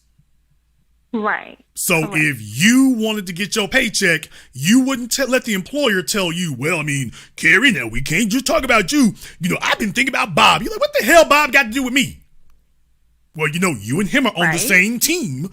I don't give a damn if he's sitting at my desk. This is my paper. We're going to talk about me. I don't want to talk about Bob at all.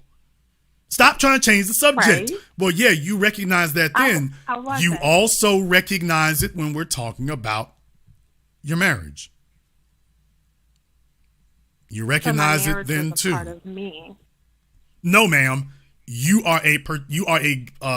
present for the marriage. Your issues are yours alone. Correct, but if we both bring now, our you see what own you just said? issues. Okay, we got to deal with them separately. There's Okay. no bringing up his issues that fixes any of yours. We fix yours. Correct. We I fix agree with his. that. They are two separate sets of issues. I agree. Even if you got daddy issues and he got daddy issues, there's still two separate sets of issues. And either one of you who tries to bring up the other person, you're not bringing up the other person because you think that will help with your problems. You're bringing up the other person because you want us to stop talking about your problems. No, I think that's important context. No, it That's is all. not, because But what you're going to try to do is deflect and say that his issues are the reason you got issues. And that's a lie. His I understand issues are what not you're the saying. reason you got issues. There's no That's issue with correct. yourself you're going to point to and then say, but you know, if it wasn't for him. No. Right. I agree. No. Your issues are all your issues alone. But feminism says I can offload responsibility for my issues. Everyone else needs to change, but not me. So you see, my dad needs to get therapy for his issues so he can figure out why he's wrong. But I don't need to change, and I certainly didn't need therapy for what was going my unresolved issues with him. And my husband, well, you know, I tried to go to therapy, so see, I was the good one. My husband didn't try as hard as I did, don't you understand? But you see, I've got issues, but my husband also contributed to those issues. As opposed to, here's a statement that feminism hates. Feminism hates this statement. The buck stops here.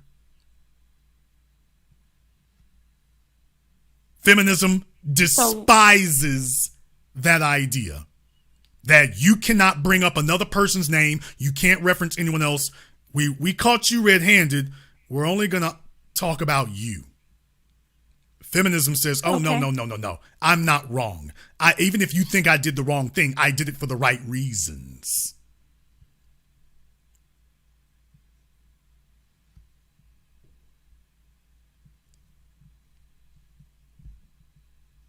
Okay. Who proposed when you got married? When you got married, who proposed? My husband, ex-husband. Oh, okay. So in other words, he asked you. Yes, sir. Oh, so you're the one who had to approve the marriage taking place. I had to say yes. Oh, okay. And when you got divorced, who asked for that? I did. Oh, so you are both creator and destroyer. If that's how you want to classify it. Okay, that's yes. not how I want to classify it. In the words of Anton Chigurh, that's the way it is. You are the one who wanted the marriage. You're the one who approved the marriage. You are both creator and destroyer. You're both mother and killer. You started the marriage, and then you single-handedly started it, and then you single-handedly destroyed it. Okay. And if you think about it, that comes back to father. Because you see, that's the one thing you cannot do to your dad. You have to be his daughter. The only thing you can do is terminate your relationship with him. But when you go find another man, now you can repeat that cycle, and we can punish him now. He will take on all the responsibility for whatever happened with my dad I didn't like. And I didn't fix my issues with my father. I don't need to. I'm already perfect. But I'm damn sure going to make sure this fella pays for it. So the marriage will be contentious and difficult. And I will be a disciplinary problem. And if I ever call or talk to anybody, I'm going to tell them it was all his fault. Because he's not here to defend himself. I never said that, though. When you say I never said it when was you all talked his about fault. him being abusive, I asked you why were you abusing him? And you said, I didn't abuse him. I didn't. So you're telling me that you never acted abusively towards your husband. Never. So in other words, as I just said, you're saying it was all his fault. No, I said I was 50% of the problem. But you're You saying just no, said you're not saying that you're 50% of the problems that led to the divorce. You said it was the abuse and a bunch of bad things that shouldn't have been happening. And when I asked you about that, you said that was all him. So you're saying I'll take 50% responsibility so long as it's to the 50% that doesn't matter. No, Feminism again. One of the tenets of feminism is that there is no consensual sex between men and women, and that men are always responsible for what's wrong, and that women are never wrong, ever. I don't believe that. You just sat here and expressed it. You're not taking responsibility for abusing your husband. Because if I ask him, were you emotionally or physically abusive? What would he tell me? He would probably say yes. So he's lying. No, I think we see the world differently. Okay, but there's not seeing the world differently, ma'am. Either he's right that you were abusive of him, or you're just making it up. No, I think everybody's perceptions is like their personal reality, and he's entitled to have his own feelings and emotions about our relationship as I am. Right, and your perspective is that all the abuse was him. It wasn't you. It was all him. The Catholic school girl who defied her father at 17 years old and then gets married at 19, despite her father saying he did not approve. Yeah, that's not a combative, hard-headed disciplinary problem at all, is it? You're so good at this, Jason. Ma'am, it's just called, the world takes on a different clarity when you're just honest about it. It takes on a different clarity when you're not trying to circumvent responsibility, because no therapist can help you when they're dealing with a person who ultimately, at the end of the day, refuses to accept responsibility for what they did. If you had a, quote, abusive husband, that's because you was an abusive wife. And that's the only way you could have been with him for 11 years. The only problem is eventually it gets to a point where some folks there start playing a little too rough with others, or he started deciding to escalate in ways you couldn't control. By the way, in the 11 years you were married, were you the only woman he slept with? Probably not. I didn't ask you probably. Second try. During the 11 years of your marriage, were you the only woman he slept with? No. There you go. And about how long after you two were married did that happen? Did I find out? She just said. That's what you're asking. Yes, go ahead. Yes, when did you find out?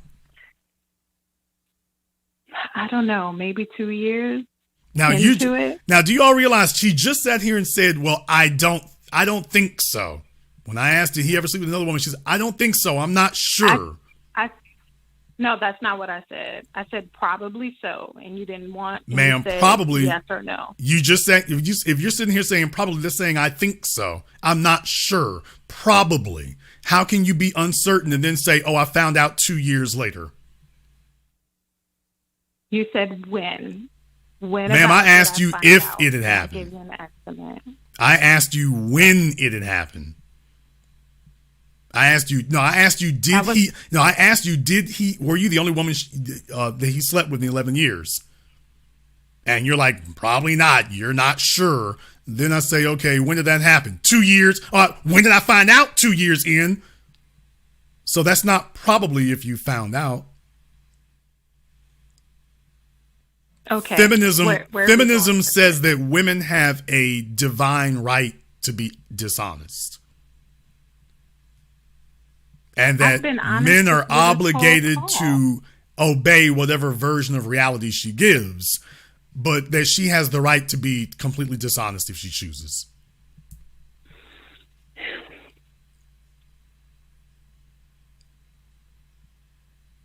Two years into your marriage, you claim that your husband was cheating on you. Did you know the woman? No. How far physically was she from you all? I don't know. I have no idea. Then how do you know he did it? Just his phone text message Oh, gone okay. all the time. Well, so Like, much for probably happened. So much for that. right, but I don't have like a person that I could reference. That's quite all right. The real thing is, why would a man do that 2 years into the marriage?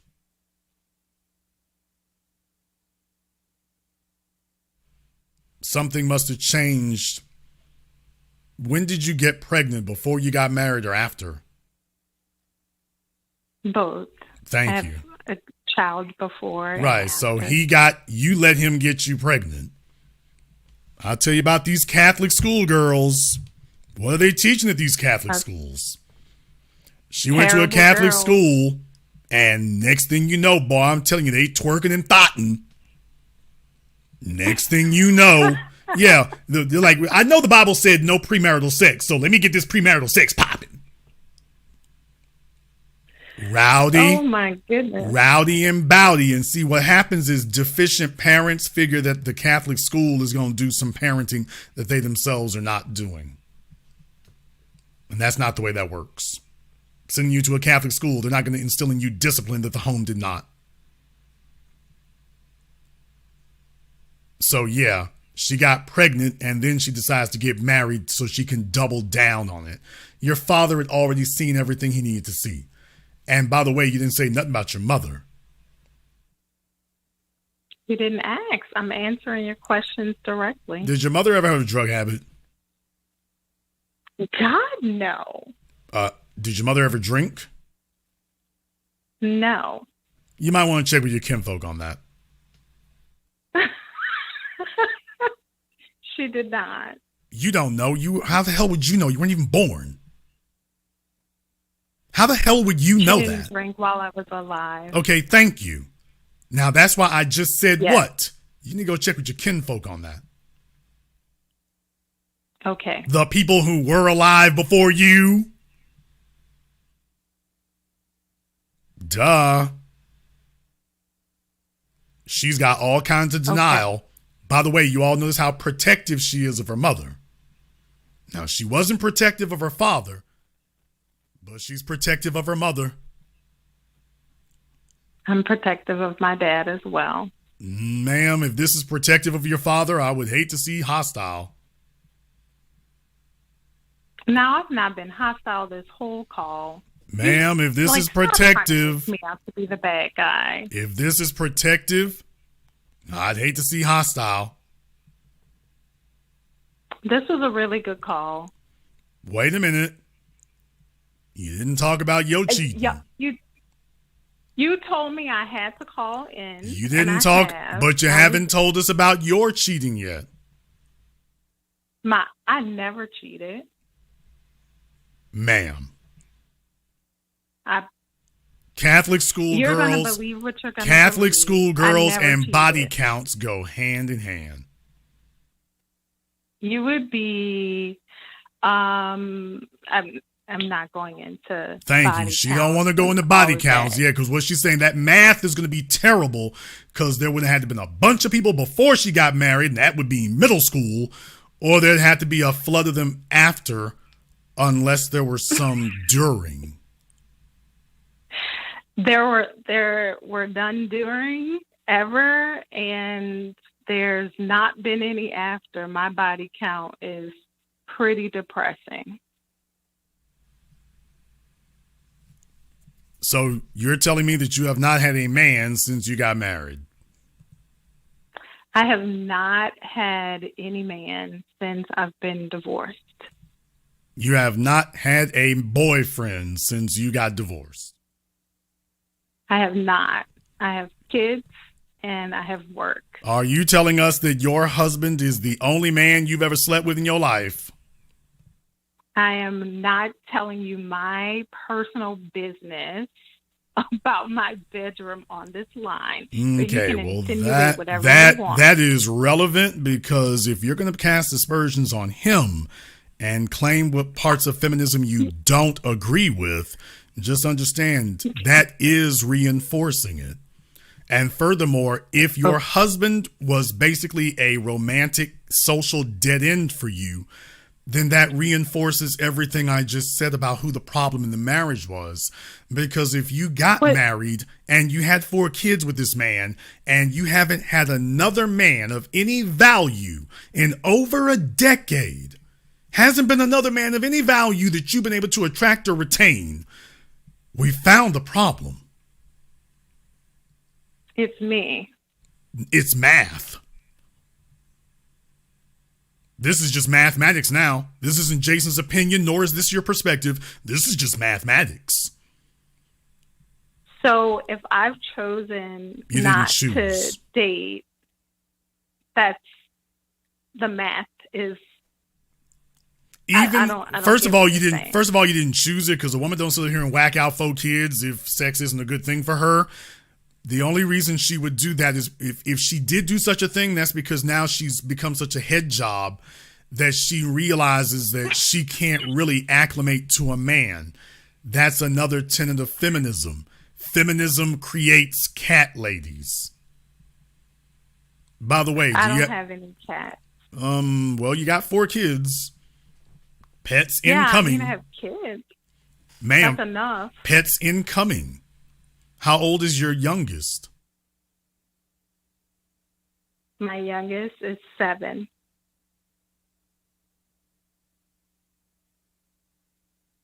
Slow down. When did you get divorced? You said you got divorced when? When you were 29. And you said you're over 40 now. I'm 41. But your youngest is 7. Correct. So that's since you got divorced. Correct. You said that he was the father of all your children. He is. So you were still sleeping with him after you got divorced? We got back together. Ma'am, not got back together. Did you get remarried? We did not get remarried. Okay, then you didn't get back together. Y'all was just laying up, as evidenced by the fact that are you still, quote, together today? No, we are not. When's the last time you saw him? Pre-COVID. Oh, so in other words, he been bumping through the pandemic. He's what? Yeah, y'all been bumping through the pandemic. No, she's just not gonna own this part of it. But by the way, yeah, that it was exactly what I thought it was. That's what I was saying. No, so if there was no way, I told you all. Did I tell you all? There was no way in the world she walk around celibate. That ain't happening. That one's not occurring. So that's what I was saying, y'all. No, she got to be with somebody. So what she's saying is, let me go ahead and go back. Let me go ahead and call him up if I need somebody to scratchy. And it seems like a good idea. But by the way, one more thing, because you said that you had gotten divorced when you were 29 because he was such a terrible person and he was all abusive and this, that, and the other. And yet, when you was ready for some Johnny Gill and some Keith Sweat, he wasn't so abusive that he couldn't come beat the brakes. That's not what I said. That's what you Ma'am, that's what you did. You literally just said you saw him 3 years ago. No, you asked when was the last time I saw him. I'm being nice. Don't tell me that was the last man. The only reason he needs to see you is to lay up. He doesn't need to see you for anything else. You're not cohabitating. If he needs to see the kids, he doesn't have to see you. No, I said, when's the last time you saw him? You said 3 years ago. You know damn well that's what it is. So let's just keep it honest. Let's just keep it real. That it is what it is. I'm being honest. That's not what it is. Okay. In any case here, she claimed, he was so terrible and so awful. And yet, 5 years after the divorce,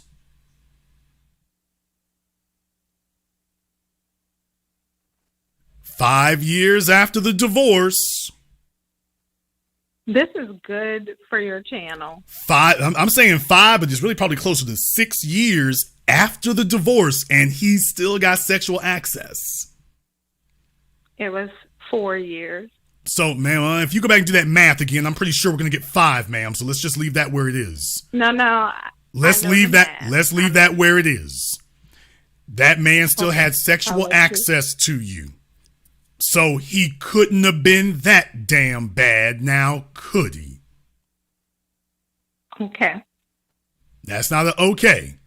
So he couldn't have been that damn bad now, could he? You're asking me? While you're sitting up here disparaging him and obliterating his image in front of the world, yes, you did. You just sat here and said he was abusive on all kinds of levels. There was a whole bunch of stuff shouldn't have been going on. But apparently it wasn't that bad. Him. Yes, you did. Because the truth of the matter is, if you could still lay up with him, then obviously whatever you claimed was an issue wasn't that bad. You did that because you wanted to exercise power over him. Because divorce is what women do when they can't whoop your ass. Nobody wants to be divorced. You did. You filed for it. I did. Because it was the best thing to do, but I didn't want to be divorced. You just said you didn't want to be divorced. Did he give you a no-fault divorce? Did he give you no contest? Correct. Did he make it easy? Yes, he didn't show up. Okay, that's not really making it easy. He did when he was petitioned by the court, he didn't show up. That's not making it easy. It sounds like he didn't want the divorce. Otherwise, he would have showed up. So you're already debunking yourself. If he wanted a divorce, he would have showed up. Hell, if he wanted a divorce, he would have paid for it. Okay. But this was all your idea. You initiated the divorce. Yes. And that's the point. We've established that. We've established a few other things too, which is why she was so upset about the divorce that he was still able to come lay up after the divorce. She was like, oh, no harm, no foul. Let's hear it for baby mamas, y'all. Baby mamas keep sleeping with their baby daddies. Just men know that. Men know. Okay. Ma'am, you got pregnant before you got divorced, before you got married. You was a baby mama. And you certainly are now. Okay. Let's not sit up here and try to rewrite that. You had your chance to opt out of that one. You could have at least said, look here, I got an exemption. You lost that too. No, ma'am. You's a baby mama. You sure are. Well, I'm one guy's baby mama. Okay. So, well, cheers. The only thing I'm concerned about here is that for the children. But as I said, single moms are the epitome of feminism. So far, there isn't anything. By the way, when you were married, were you working? Yes. Did he make more money than you? I think that's irrelevant. That's very relevant. At one point, he made more money than me. Okay. When you two got divorced, did he still have a job? Did he still have a job? Yes, when you got divorced, did you still have a job? I didn't hear you. Did he or did me? Did he still have a job? Yes. Okay, so he was employed when you got divorced. Yes. And he made more money than you?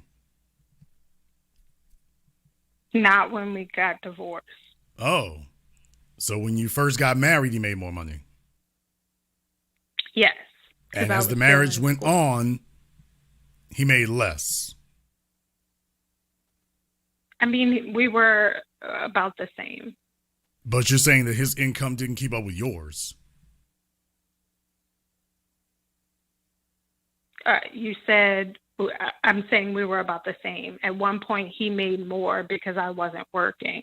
Right, but when you got working, his income did not continue to stay ahead of yours. So you're saying at one point you weren't working. Okay, he made more money. Great. When you started working, you're saying that you noticed that you were comparable to him. No, right. I made And that's the reason bit. you felt you could challenge him. So once again, as I said, you all, did I call it or did I call it? Replicating the father dynamic. She did not I feel never like said she needed that. to submit herself to her husband. Because she's like, well, nigga, That's not true. I make the same amount of money as you. Never. I never said that. I'm a money person. That doesn't even make money's a tool. I don't use money in that way. Yes, that's why you brought it up. Because you don't use if we money. were working. No, ma'am. I brought that up because if this man was making more money than you, and if you felt like you needed to submit to him, you would have. But you sound like Miss Emergency Fund. So the reason why I asked all that was, by the way, did you have any money in your personal savings account separate from his when you filed for divorce? I am Miss Emergency Fund. I don't get your point.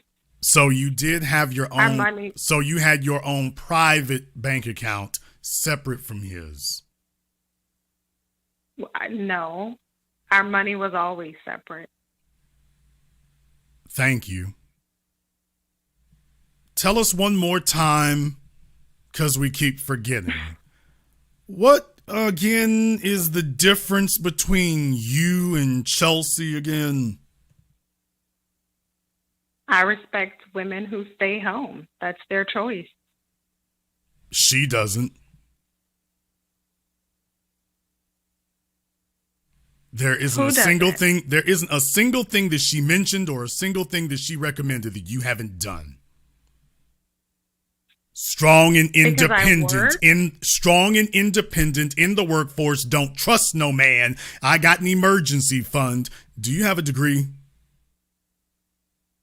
Yes. Hang up the phone.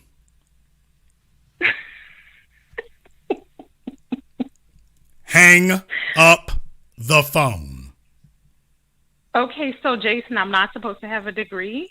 No, you can have as many degrees as you damn well want to, but by the way, you are literally everything that she said. You are everything that she said. You had an emergency fund. You continue to invest in your own education. You are literally everything she said while you're telling everybody that ain't you. I disagree with her. Show me the part of your life that it doesn't conform to what she said. Your entire life conforms. I respect men. I still respect men and I still value men. I'm pretty sure if I asked your father and your ex-husband, the two men you've known most in your life, I'm pretty sure I would get a more skeptical answer. I disagree. I think my ex-husband would say good things about me. Right up until I asked him about how abusive you were. I mean, right up until I asked him how abusive you were. Okay.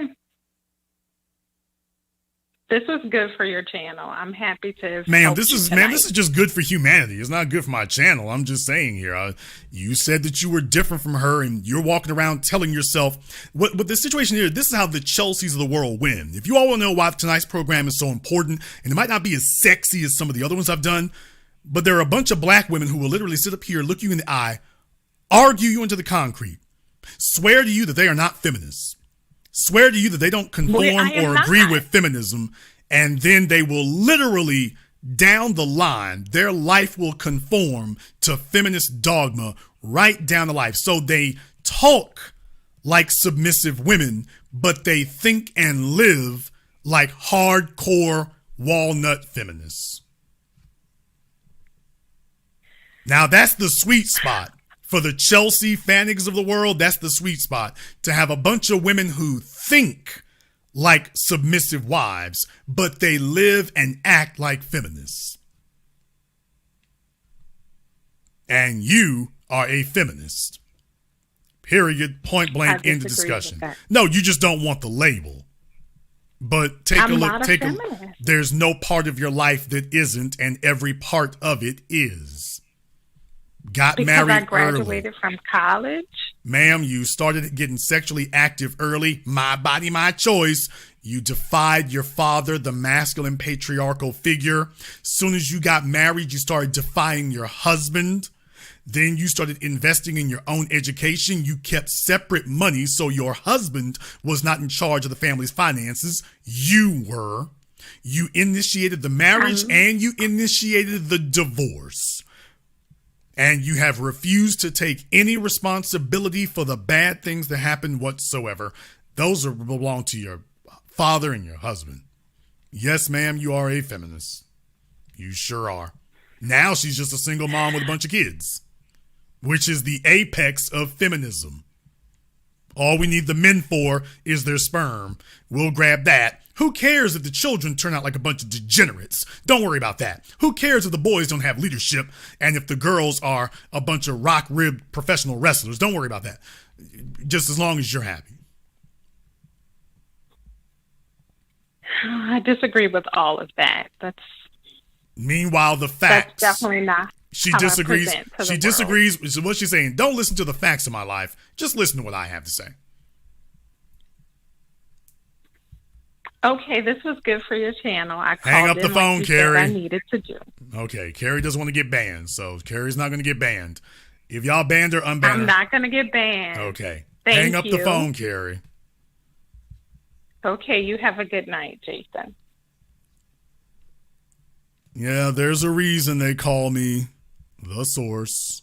There's a reason for that, so. They'll argue about it. They'll say this, that, and the other.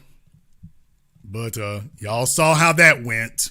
That ain't me. I ain't no feminist. And straight down the line.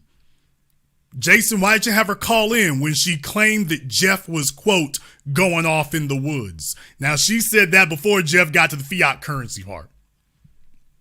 Those of you listening to this on replay, she said that before he got to the fiat currency part. So she was saying that when he was talking about the women in the FEMA camps. She was upset about that. She was upset about him saying how the women are not complicit. She said that was going off in the woods. Then you start questioning her. Well, where'd that come from? Why are you responding that way when nobody else did? Why are you talking that way? Oh, you're a feminist. No, I'm not. I was married and got kids. Then you start investigating the life. Oh, you a real feminist. No, I'm not. No, I'm not. So she's saying if I don't identify with the label of feminism, don't call me that because I'm trying to move on the sneak. I'm trying to move undercover. All right, fellas. I want you to understand, for the young men listening to me right now, to the young men, the moral of that phone call is you need to ask enough questions. Don't believe a damn thing you are told. Ask questions. They will sit here, look you square in your eye, and tell you falsehoods. Ask questions. Her ex-husband isn't here to defend himself. She will look you straight in the eye and tell you that ain't what it is while she's doing it. She will tell you that she didn't do this. She will tell you I ain't responsible. She will say to you that's a lie. She'll say I was never like that. Jason said rowdy and bowdy from the very beginning. Never backed off of it. She swore up and down that ain't what it is. Then you go down the list. Y'all, that is the first woman I ever spoke to who had baby out of wedlock before marriage and after marriage to the same man. I don't think I've ever seen that one before. She had 2 babies out of wedlock, one before the marriage and one after, to the same man. I had 2 kids out of wedlock with my ex-husband. One before we got married and one after. Somebody call the Guinness people. That's got to be your record somewhere. Call America 225. You're on live with The Business. What's your name? Where you calling from? T Diamond from the chat. Yeah.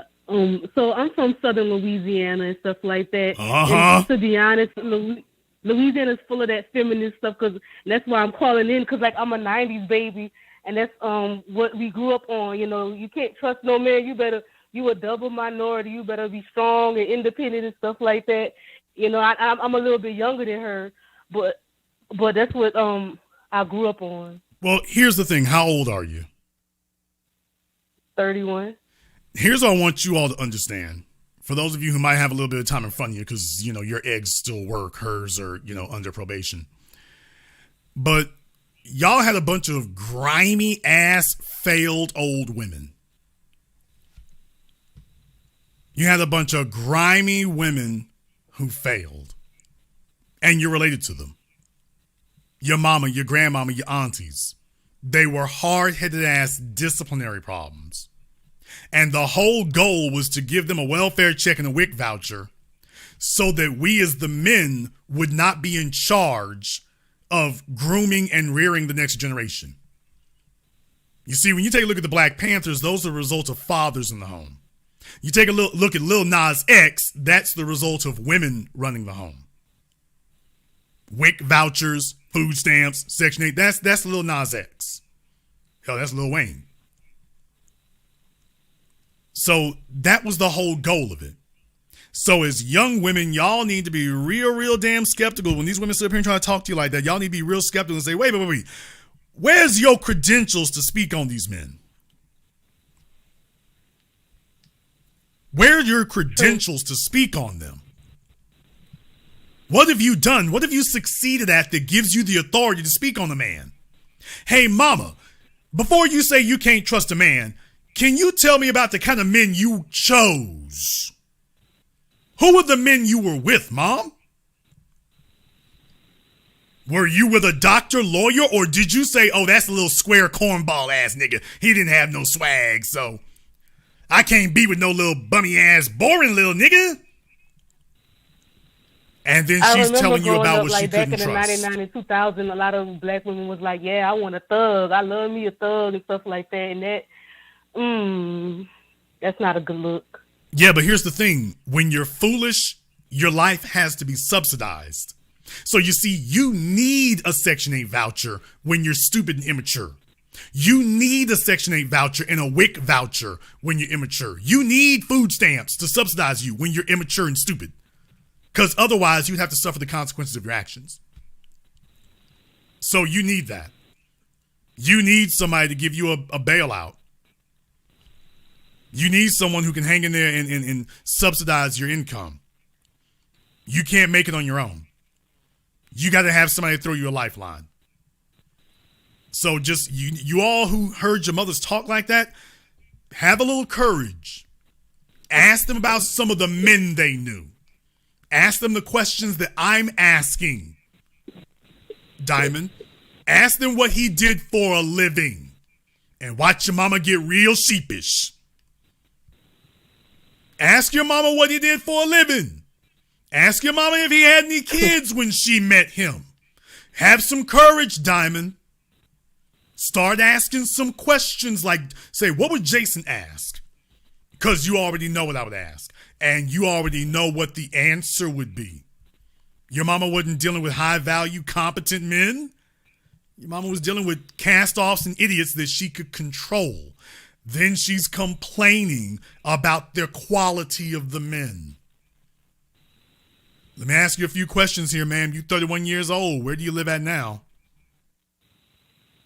I don't even live in Louisiana no more. And I really don't want to like dox myself or anything like that. But it's not doxing. You can just say what city, ma'am. You ain't the only person in that city, I assure you. I live in Colorado. That's not good. You ever had a girl? You ever had a girlfriend? You sound like Young M.A. Have you ever had a girlfriend? No. I like the ding dong. Okay, I'm sure you do. If you're in Colorado, that means you're in Denver. There you go. There you go. All right, she's in Denver. That means Zaddy didn't have a shot at it, so. But we won't hold that against you. We won't hold that against you. But what I will say is if she ran all the way from the... I'm open-minded because I do want a family. Are you wife material? Hopefully, I can be that way. If you have to say hopefully, then you're I not. to call myself that way. If you have to say hopefully, then agree. you're not. I have a lot to improve on. Do you have any children? No. How much do you weigh? And be honest, because I'm about to ask for proof. The last time I stepped on the scale, 136. Last time you stepped on the scale, did the scale scream? Of course not. Okay, I'm not so sure. I'm in a healthy state. I do yoga. I walk on the trails. You don't sound like a person who does yoga. You sound like a person who, goes to the gun range. You don't sound like someone who does yoga. Just maybe I'm being prejudicial, but you sound like you'll cut a nigga. I have with an ex before, and I don't mind it. I like it all. Yeah, you don't sound like you be doing Pilates or nothing like that. Unless it's thug Pilates. I don't know. It depends. Maybe Jason is just being prejudicial. I shouldn't do that. So why don't we go ahead? Okay, why don't we go ahead and eliminate some of the confusion? I just text you. I want you to text me back a link to your Instagram.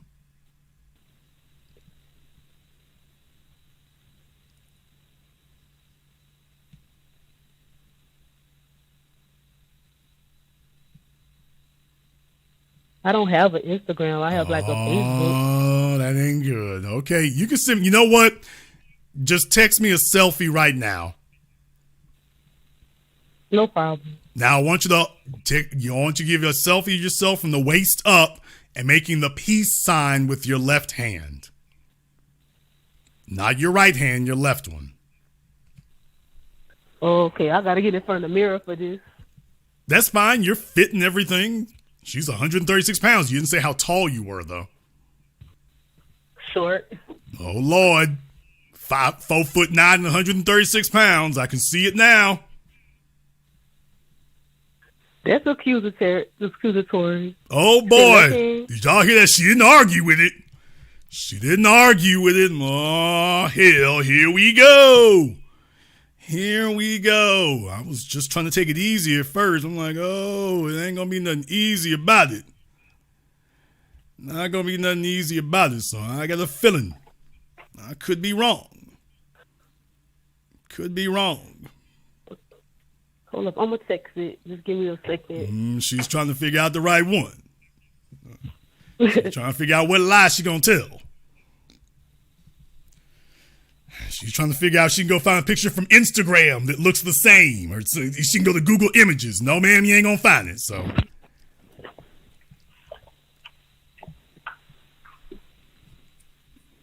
she's sitting up here right now.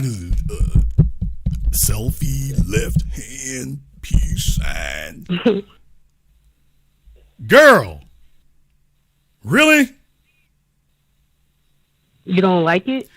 It's not for me to like. Don't say it like that, because then you got people thinking you sent me something else. Y'all, she's not indecent. So don't say it like that. She said, do you like it? Okay. I'm like, don't say that. It sounds like you did something indecent. This is the total opposite of indecent. This is as decent as it gets. You look like a college student. You really do. That's good. I don't think those are your... Does everybody have veneers except me? Am I the only person who doesn't have veneers? My God. I have cavities. I'm not perfect. Okay, man, I've had cavities too. I didn't have no damn veneers. Am I the only person left in America with his own real damn teeth? I'm trying to figure out what's going on. I'm starting to feel odd. It's like I'm walking around places. Y'all are going to have me scared to smile. I'm like, I've got my real teeth. I don't want to make everybody jealous. No, I have to do like a dentist visit, so don't be like that. Okay, baby, I'm just saying. I gotta get a root canal. They're not bad. I'm just saying, y'all. You know, there's too many veneers when I can start spotting them on everybody. You know, there's too many. There's too many of y'all doing that. What are you doing it for? Good God. Well, she's got plenty of water. Yeah, gotta hydrate. Okay, you got your feng shui going on in that room too, by the way. So, I don't know. I do believe that we need balance. We need both the masculine and the feminine in the world. So I'm trying to at least have that over my head. Are you under a competent masculine male's management right now? That's the problem. Like, I don't. And that's what I'm trying to improve on. That's because if I do everything now, I have what I want and stuff. But of course not. That's the problem. Like, it ain't gonna work for you. It seems like everyone's ain't gonna work not for confident, men and women. It is not gonna work for you. It's not gonna work for you because you're too damn tomboyish. Yeah. Do you even own a pair of high heel shoes? My dog chewed it up, so no. You have a dog? Honestly. Of course. Man, look here. Did I call it or did I call it? Is that wrong? I mean, ma'am, okay, you tell me. Okay, you got a dog, but you ain't got a man. You tell me if that's wrong. Well, my ex gave me him as a puppy for Valentine's Day. Okay, so you're John Wick now. All right, but my point is, ma'am, if you think about this for a moment, this don't make no damn sense. Come on now, you got a puppy but not a man. My ex gave it to me. Okay, so let me get this straight. The man's gone, the dog is still there.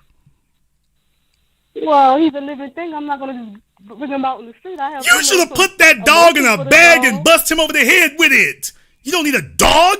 Oh, my God. That's a bill. What the hell? So he dumped a dog on you, so now this is going to be a financial requirement on you, and the man who put the requirement on you is gone.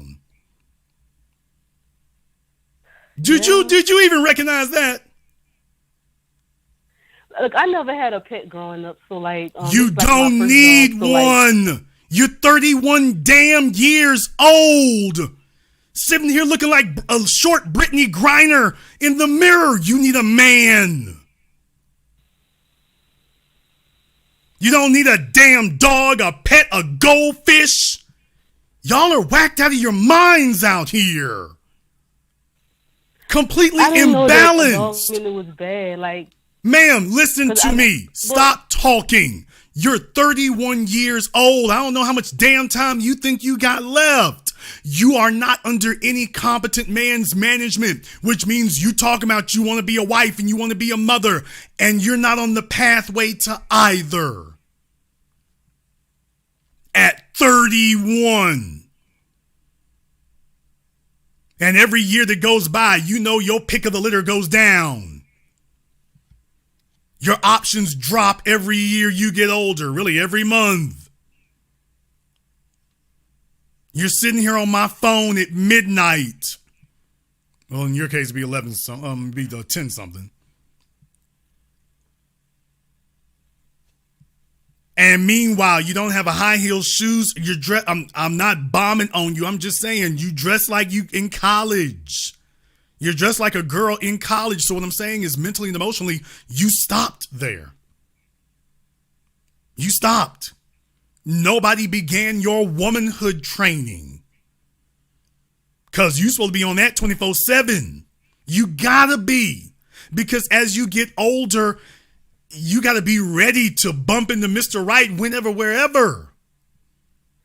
The checkout line at Target, the gas station, you got to be ready whenever, wherever. You got to be on your game. These broads running around here wearing their damn pajamas. And that thing on your head. Yeah. Because it's nighttime. I'm wearing like my bed clothes. Y'all, she got her bonnet on. I sure do. Okay, but you ain't, okay, listen to me. What the hell is the point? Who are you keeping your hair fit for? The dog? For society. Society my ass. Who out there is doing anything for you that's worth that? Tell me who's doing something for you where you got to do that to get something from them. That only matters if you got a man. That only matters if you have a man and you don't. You got a pet.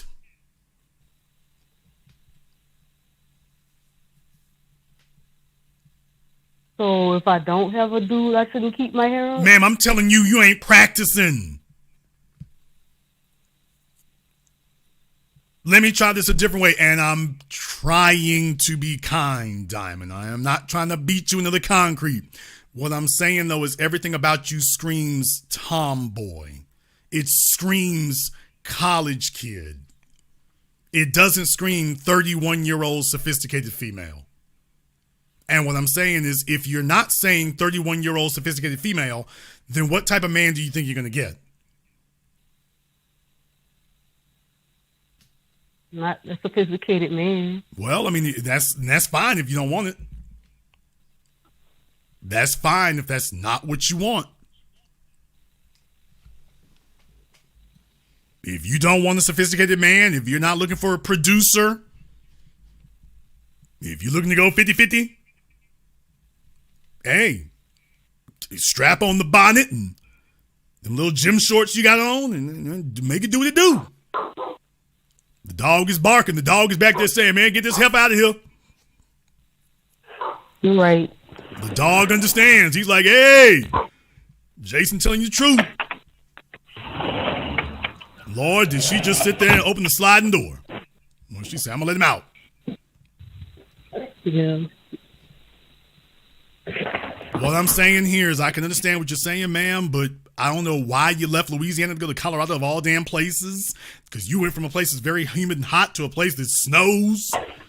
So you know that was a bad idea. I don't know who you followed out there, but my real thing is if this is not part of a game plan to get you where you want to be, it's a bad idea. And right now I'm just saying she's 31 years old, but she's on her way to being kinless. She's got no kids, and you don't need to have kids without a husband, but she's not on track to have one. She had a boyfriend. He loved her so much, he left the dog there. He wasn't competent. How long were you two together? 7 years, 8 years. How the hell did you go from the age of 24 to 31 with Mr. Incompetent? My feelings and thinking I could change someone. 7 years. Okay, but do you understand the reason why that didn't work? Because it couldn't work. Do you know why? Why? I'm going to ask you a tough question. Are you ready? I'm here. Diamond, are you a competent female?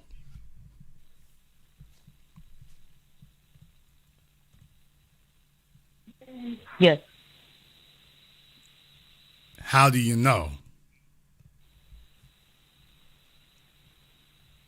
I don't believe I'm incompetent. You were just perfectly comfortable keeping company with an incompetent man for 7 years.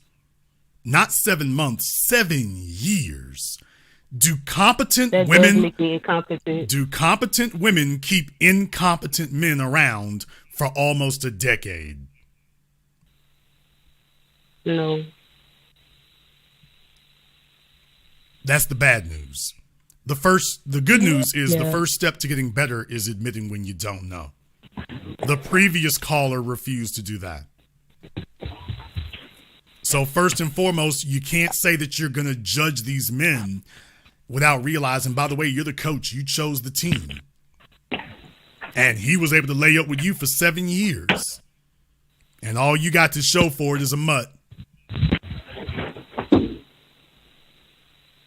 Yeah, that's my mistake. Do you have any tattoos? One on my ankle. There you go. By the way, it's not in her picture. So she was real slick about it. She didn't put that in her picture. Once again, you better start asking yourself, hey, what type of man am I preparing myself to be with?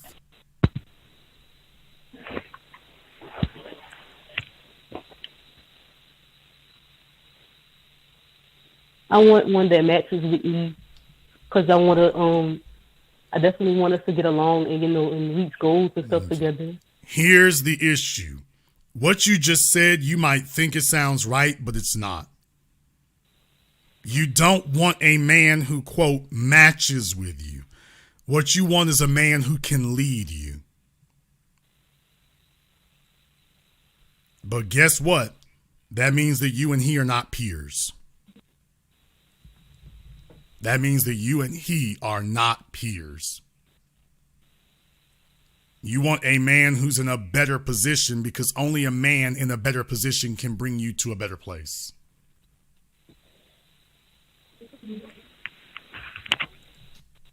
But what you got to do is show a man that you're worthy of being upgraded.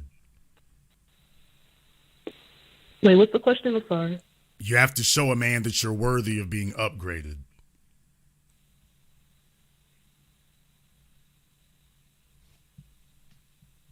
Yes. That's the competence you need to work on. And at 31, you've got precious little time to spend. I would never send you to Colorado, though. You're in the wrong place. So you can stay there, but you're in the wrong place. You ain't even going to get a zaddy. By the way, I know there's a bunch of y'all out there that think that's going to happen. All you all end up doing is making fools of yourselves.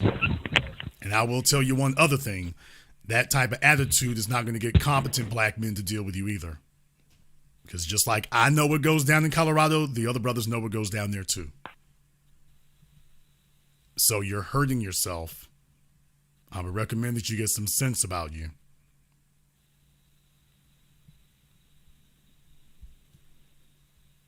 Yes.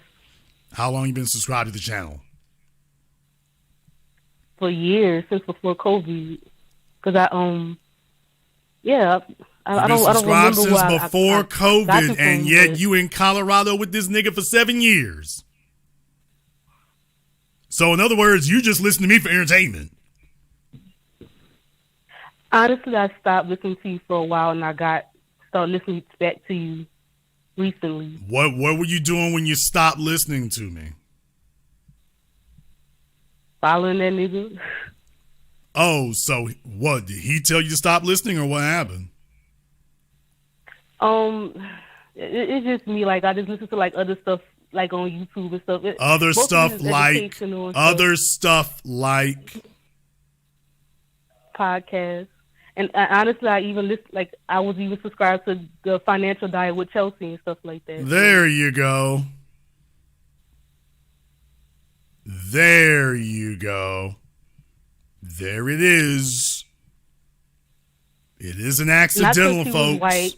It isn't accidental. I thought maybe she had useful information. Yeah, you sure did. But then again, she was white, and you moved to Colorado because white men. And meanwhile, she's out there getting stretched out by a couple of white dudes, and ain't none of them taking her off the market either. So I'm not having sex. Man, if you don't quit.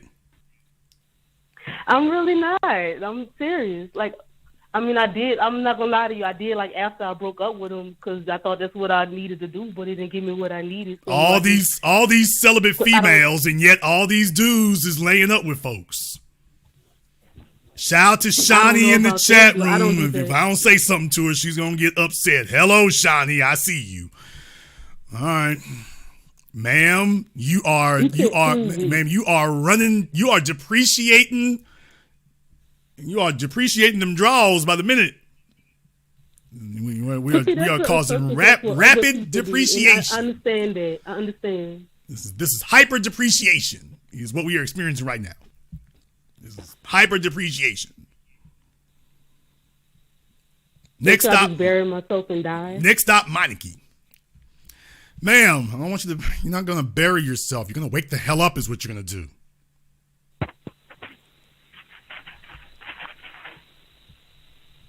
You want to have a competent man, you have to be a competent female. But the moves you're making are not competent. Why did you move to Colorado? Better work opportunities. Are you kidding me? What happened to Dallas, Houston, Atlanta? I did pick Dallas as one of my places, but I figure I'm not a Texas person, and I like the mountains, and I like the help caring, like just a healthy atmosphere here. Just, you know. Okay, the atmosphere. Now listen to what you. Okay, they got yoga studios and Pilates studios everywhere, including Louisiana. So that doesn't explain why you went to Colorado. Do you have kinfolk out there? No. No. When you went to Colorado, were you with this guy already? Yes. So you followed him out there? Yes, it was my idea to move out there. Oh, knock it off. If you're doing well, you're going to do well anywhere. You don't go out to a crazy way out place like Colorado. I like the mountains. There's a whole bunch of states with mountains, but there's only two things that Colorado has that other states don't have: a lot of weed and a lot of interracial sexing. And you didn't say what race your man was. Black. Was he mixed? No, he was full black. His parents was black. So you were a weed head, and you followed your weed head boyfriend to Colorado. Y'all bull jiving around at the most important part of your lives, and you sitting up here trying to get blunted and bent. And in the meantime, you just smoked up. I don't think I did anything bad. Ma'am, you just smoked up 7 years of your life. 7 of your prime years. Let me try this a little bit differently. How long have you and Mr. Magic been broken up? 2 years. So in other words, you were 29. Yes. So you got with him when you were 22. Yes. I don't believe that one either. I'm pretty sure it was 21. I'm willing to wager you've been with him since you were 21. So that means, just like the previous caller, black women are out here making suicidal sexual decisions. Your prime years of your life, your peak years, your years of peak viability. And when you should have been using those years to make sure you got connected with a man who was worth a damn, she instead said, well, you know what? I got him. Let's blow him. So when she's 22 and she's supposed to be trying to get a medical student, she's supposed to be getting a medical student. She's supposed to be getting an engineer. She's supposed to be getting a doctor. She's supposed to be hanging out with a man who's going somewhere. While she's 22, 23, 24, at her physical peak, she gave it to this dude who got her smoking marijuana. So he got to use all your prime years while you're goofing off. So because y'all gonna get out there and get blowed. And now you don't have the man or the upward mobility. You're just stuck out in Colorado now. I like it. Yes. I just want you to understand that all that pushing back you keep doing and that attitude, when we check back on you in a decade and you're still there, just remember, in the exact same situation you're in right now, although she might have whacked out a couple of bastard kids by then, just remember, that's how you got there. Ma'am, it's been 7 years. Actually, it's been 10. 90 seconds. It's going closer to 10 years since you met him. That's a decade of your life. And you've only got 20 viable years for childbearing.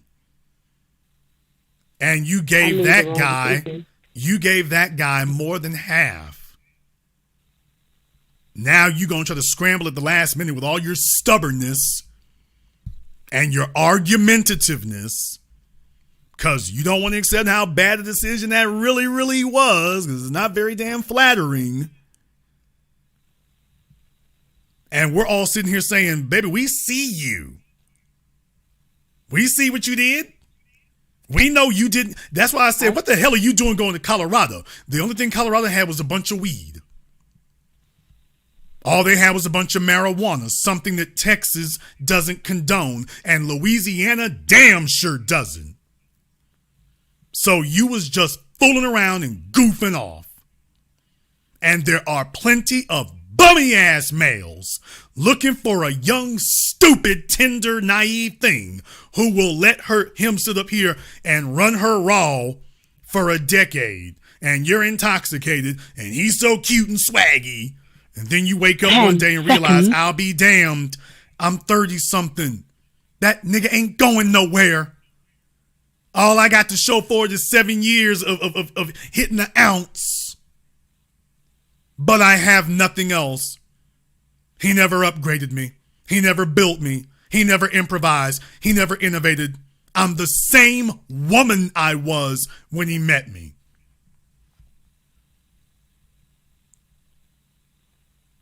That's the kiss of death. Every woman that I've ever met or been with, she got upgraded. New house, new shoes, new colors, new clothes, new style. You're going to be something different. Folks are going to be able to do before and after, and you ain't never going to be the same. And you damn sure aren't going to have habits. That guy didn't make you a better woman. You're the same chick he was when he walked in the door in Dallas. Oh, except now you're a decade older. So he's like, screw that. And he's on to the next. Because the next chick he gets with is going to be younger than you.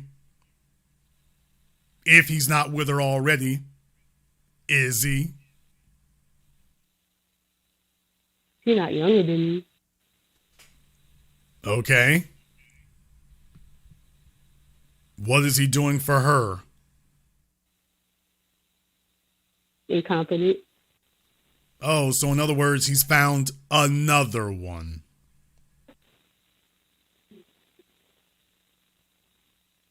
Now he's going to go run up the miles on her odometer. Because he's had plenty of practice with you, and now he's gotten better at it.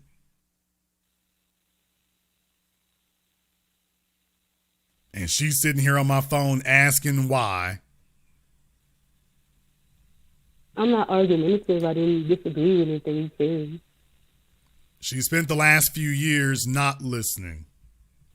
If she had listened to me 4 years ago, where would she be now? She'd be back in Dallas with somebody with some sense. Ma'am, I'm just going to give you a piece of friendly advice. You're not going to find anything in Colorado. Well, I like the place and I like the vibe. You like the damn weed. Stop your damn lying. You can get weed anywhere. I get weed in Louisiana. Ma'am, you don't have you can get weed in Louisiana and get your ass arrested. That's what you can do in Louisiana. You can get some weed in Louisiana and get locked up. You can get some weed in Texas and get yourself locked up. In Colorado, it's a little different. What do you do for a living out there?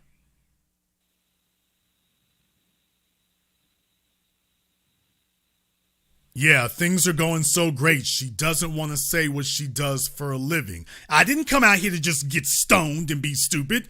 Great, then tell me what else you've done. I got in Pilates class. Yeah, I got that part. What have you done socioeconomically for yourself? What are you doing for a living after 10 years if Colorado has been so good to you? After a few years, because she didn't say exactly how long she's been in Colorado. How long you been in Colorado exactly? It's COVID. 3 years. Although it could have been after that. What year did you go out there? 2020. You've been out there for 3 years. If you're going to move all the way out there, then we should have some signs of some considerable progress for ourselves personally, other than being able to get a sack of weed. Right? Right. Great. So what have we built out there in the last 36 months? Besides a successful weed habit, what else have we done? Actually, I stopped, in the last year. Great. So in other words, we didn't build nothing then either. I love the mountains. I love Pilates. No, you don't. You love goofing off. What you need to be in is a place that is going to keep you disciplined and honed. You become comfortable wherever you are. Colorado has indulged your softness and your incompetence. You need a place that will challenge you and demand you do more, not a place that makes you softer and more incompetent.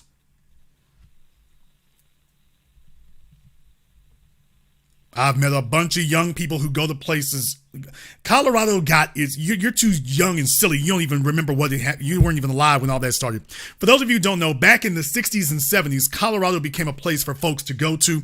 There were a number of places around the country that the hippie movement, the white yuppie will become the yuppies, but the young white folk, Colorado was one of those places they wanted to go to because at the time, Denver didn't really have anything there. Denver doesn't start blowing up until the 80s. So you have people like that singer, John Denver. They went out there, and like I say, out west, there weren't a lot of rules for them to live by. So there's a reason why that was the first place to legalize weed, because it was always this little in-between area. You start seeing similar things in places like Nevada, Arizona. So all these sparsely populated places back in the 60s and 70s. Yeah, Vail and Aspen became hotspots for skiing. So people who had money, all of a sudden, Colorado was a place to go if you wanted to go skiing in months it would not normally have snow. So here comes Vail and Aspen. So Colorado's topography is unique. Just like being in the coastal areas, living in the places by the ocean, you're in a unique area. Colorado had uniqueness to it. But the problem is, it's a place that indulges people and cultivates them to be soft. And you start to see a lot of that in California. California makes you soft. New York makes you hard. California makes you soft. Now you're seeing more of that in Florida. So folks like you all move out there specifically so you can become more goofy and soft. And I'm saying it to you like that because I want it to sting. It's made you soft. And softness is what makes a person incompetent. Being hard and difficult on yourself is how you create discipline. And discipline is what creates competence. When you're in a place that coddles you, you're not sacrificing. When you go to a place that demands blood from you, that demands that you invest, that demands that you sacrifice. When you go to a place like that, that changes you for the better. And right now, you have not been required to sacrifice anything. You've had a man and you yourself have been running from sacrifice. How did that turn out? Not great. If I dropped you in any other environment, you'd buckle and fold like warm laundry. No, I'll adapt. I promise. You have no choice. But you have you have no choice. You have no practice. You have not been practicing for the last decade. You haven't been practicing living and acclimating to a challenging environment. You haven't had any practice. How can you adapt? You don't know how. And you've been with people who have enabled you. And that's the part I want you to grow weary of. I don't want you with any more people enabling you. That fella played upon your vanity and your ego. You can't even blame it for being naive because you went along with it because you wanted to believe, oh, well, it's an amusement park. And what you found out is that there are men, a man will sit there and lay on top of you for a decade and take you nowhere.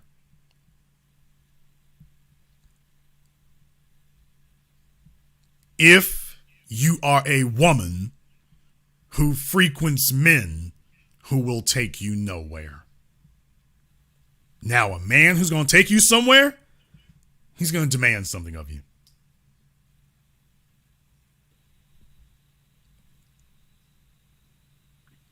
Did you get that?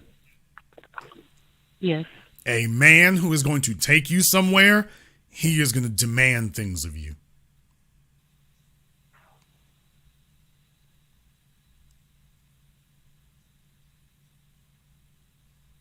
And you are not going to like it at first because he's going to be like, ooh, I ain't making the rules. No, you don't need to make the rules. You need a man who is going to make rules for you. You take a look at his life. When he demonstrates he has competence and accomplishments, you take a great big tall glass and shut the hell up. And you let him show you how to get to his level. Or you can sit there with that dog. Now, you can do that too. Are you looking at your screen right now? No, but I can. I want you to take a look at your screen. And I want you to see something here. And I want this to last with you, because it will no matter what you do. I want you to remember that time you were that little nubile thing in your early 30s in your little gym shorts and your pants and your ovaries still worked. And you were asking goofy questions and you were leaning on coping mechanisms and crutches. And you could have still had enough time to make a different decision. Everyone should be required to read Charles Dickens' A Christmas Carol.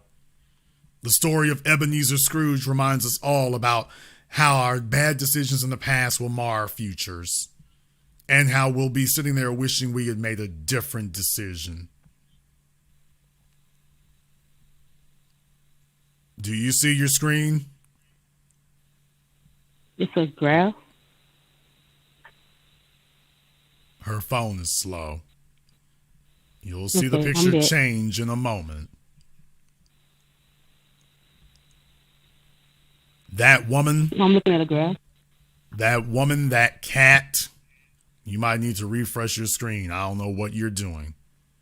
But right now, there's a picture of a woman with a cat. Okay, I see. It's a woman with a cat. I would recommend you make a decision tonight about whether that will be your future. You will invest in competence and invest in a competent man, or you will keep investing in coping mechanisms. And we can refresh the pets every 3 or 4 years. But you will never find fulfillment. And you'll just be thinking back to that time you were on the phone with that guy from Shreveport. He was a bit of an ass, Jason was. But he wasn't wrong.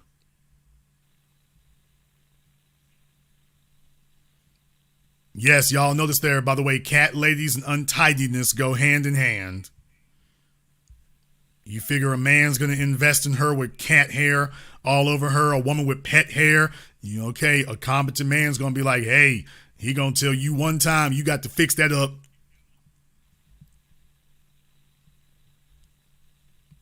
And that's not what I want for you, Diamond, but it doesn't matter what Jason wants. It matters what you want. But it's going to cost you. The cost of your new life is always your old one. But you're going to make a decision now, including if you make no decision at all. It doesn't matter what you decide to do. You will be responsible for whatever you choose. You can keep following Chelsea and the financial diet while telling yourself, just like the previous caller, oh, I'm nothing like that. That's not me. I don't agree with any of that. Meanwhile, we take a look at your life and how you're living. You're basically in the same position the previous caller was, just without the kids. Had a long-term relationship. You're not in it anymore. Disciplinary problem. Haven't said anything about your dad. You got pets. She got kids. Nobody has a man who is sacrificing or extending himself.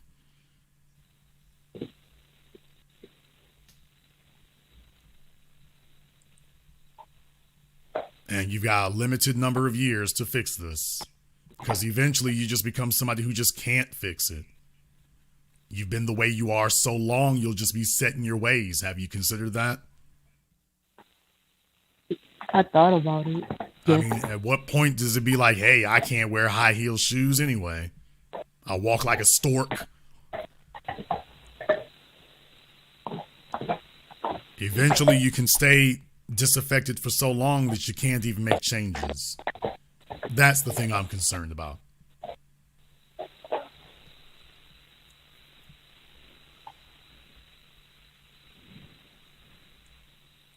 Ordinarily, I tell people where to go in their city, but I don't have anything good to tell you in Colorado. That is the last place I would put a young black female. Not if I wanted her to get better. But what I will say is that you are lacking competent male leadership. I recommend you tune in more often. If you're not a member of my Patreon, you might want to consider it, since you've been living the good life out there.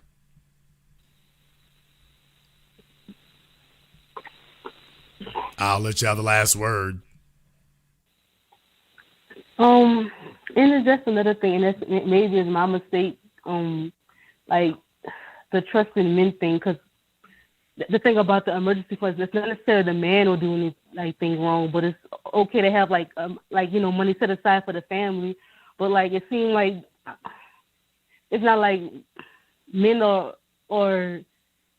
I guess I can't articulate myself, but it seemed like the common narrative is that men don't do anything wrong, like they just don't leave people for no reason or something like that. Like, I mean, people break up with people every day. 80% of divorces are initiated by whom? Women. But it doesn't mean it's a bad Ma'am, thing. Sometimes slow down. 80% of divorces are initiated by women. 90% of all breakups are initiated by whom? Women.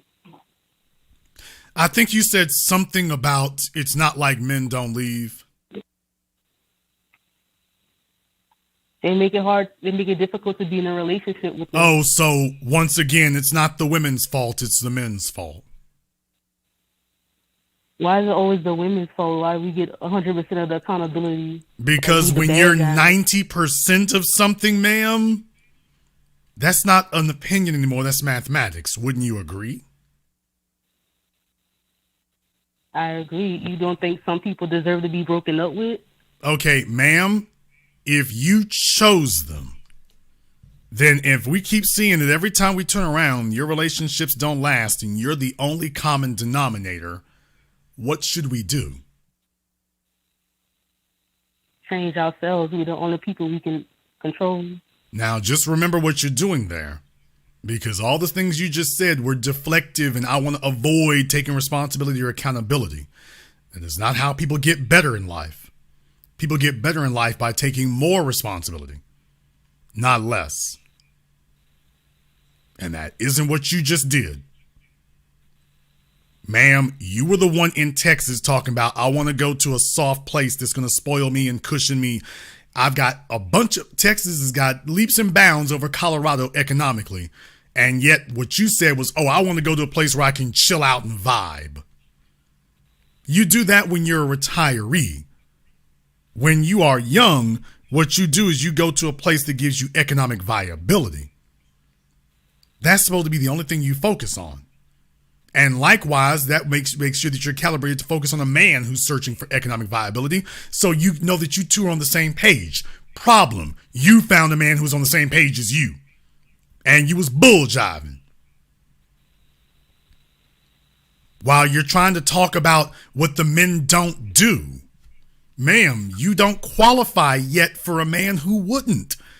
You qualify for a man that you wouldn't want to be with because he's like you. He's not building. He's not competent. He's immature. He bull jiving around. He's playing. He isn't building anything. He wants to get blunted. He wants to get blowed. He wants to smoke. He doesn't want to build anything. He's looking for somebody else to take accountability and responsibility. You want things to change? You start taking accountability and responsibility yourself. Starting with you.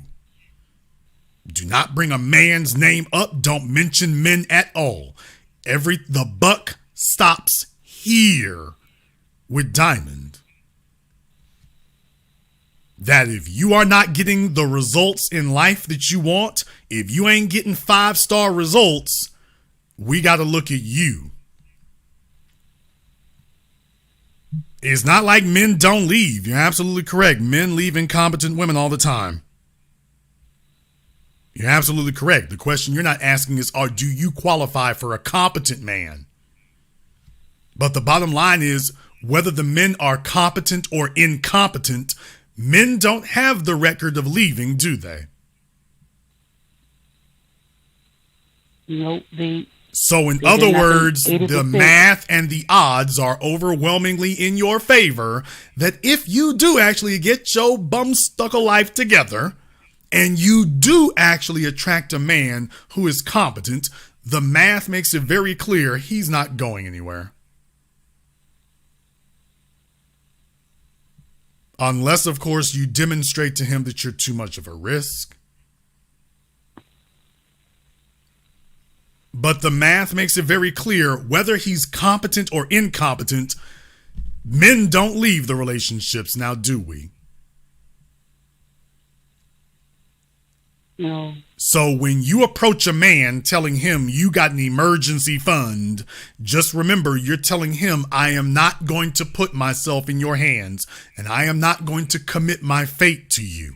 Well, guess what? He's not going to commit his to you either. You're looking for an unfair deal. That's your mama and your grandmama and your auntie and them talking. And that's how you'll end up being with them. A bunch of little old ladies going on trips to Olive Garden and the casino. And you'll be wishing you had a man to snuggle up with. But right now, when you start talking that double-sided talk, just understand something. When you say you got an emergency fund, think if a man approached you and told you I got an emergency female. Nah, see, that's... Oh, wait a minute. Okay. Whoa. Yeah. You're saying that when you're in a relationship, you want to keep your money separate because I need an emergency. I need to be able to break glass in case of emergency. Okay, then by definition, the man should think the same way, right? Because just in case things don't go the way he wants it. If things don't go the way he wants it. Women do not like that. If things don't go the way he wants it, then he should have an emergency fund of his own. Correct? Now, you know good and well I don't like that type of talk. Ma'am,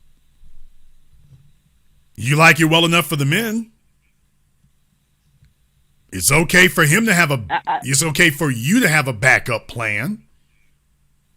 You don't want to commit yourself fully to his authority. Why should he commit himself fully to yours? See how feminism works? Feminism loves inequality. Feminism is built to create inequality. Feminism only gets angry when it has to be equal. Feminism is not about equality. This is why feminists can't get men to commit. Because you're asking for a man to be a fool and a dummy. As opposed to asking him to be competent. Incompetent men commit to bad situations. Competent men don't.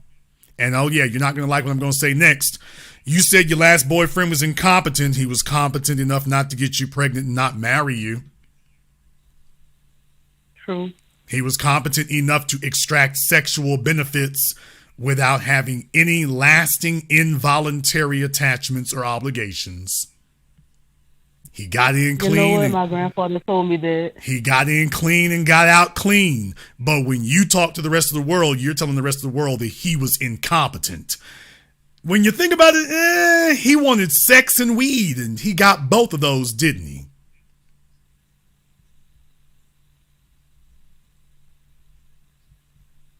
And when you think about it, he wanted sex. My grandfather told me. He wanted sex and weed with no strings attached. And he got both of them, didn't he? I don't know about weed, but yeah. I mean, yeah, you're right. I guess. Yes. What she say, boy? That L is a hard one to take. That's a hard L to take. I mean, it's not. I mean, I'm accountable. And what she say? She ain't accountable. When you say it's about, well, he wasn't that incompetent, was he? She don't answer. Oh boy, I don't know, man. You know, oh boy, it's rough on me, Jason. You putting it on me rough, man. You putting it on me rough right now. Yeah. Yeah, you want to pretend to yourself that he wasn't that bright or that smart. By the way, actually, I think he was a lot smarter than you give him credit for. I think he was a lot savvier and a lot more competent than you give him credit for. I really do believe that. I mean, I didn't get pregnant. I don't think men get women pregnant. Women choose to be pregnant, so I'm accountable for that. Like I didn't get pregnant. Ma'am, he was extracting benefits from you. You claimed he was incompetent. But you see, competence is the ability to finish what you started. If his goal was to get sex and weed from a cute little dumb breezy who was just going to follow him from state to state and keep giving him what he wanted so long as he was there, sounds like he was able to finish what he started.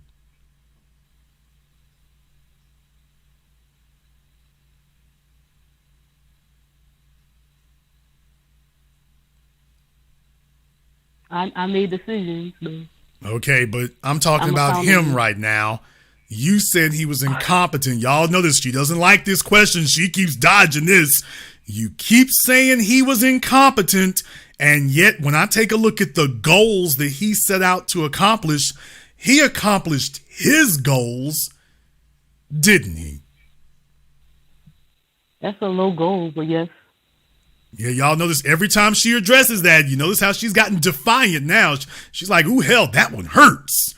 She don't want to hold that L. She's real defiant. Yeah, that was a low goal, ma'am. That was his goal. And by the way, yeah, he was able to get you to go along with that low goal, wasn't he? Yes. Don't sound like he was so incompetent to me. Sounds like he was competent enough for what he wanted to accomplish. Yes. Next time you want to talk like you're above him, you might want to think that over. Because if you think very highly of yourself, and that guy was probably like, man, she thinks she's so damn smart. She thinks she's so much smarter than me. And that's the art of war. Convince people that you're dumber than you really are. Number one rule in Robert Greene's book, 48 Laws of Power, never outshine the master. He didn't outshine you. He let you sit there and think you were so bright. You're so much smarter than him. You're so much slicker. You're so much more ambitious. Oh, and you're definitely more competent. And meanwhile,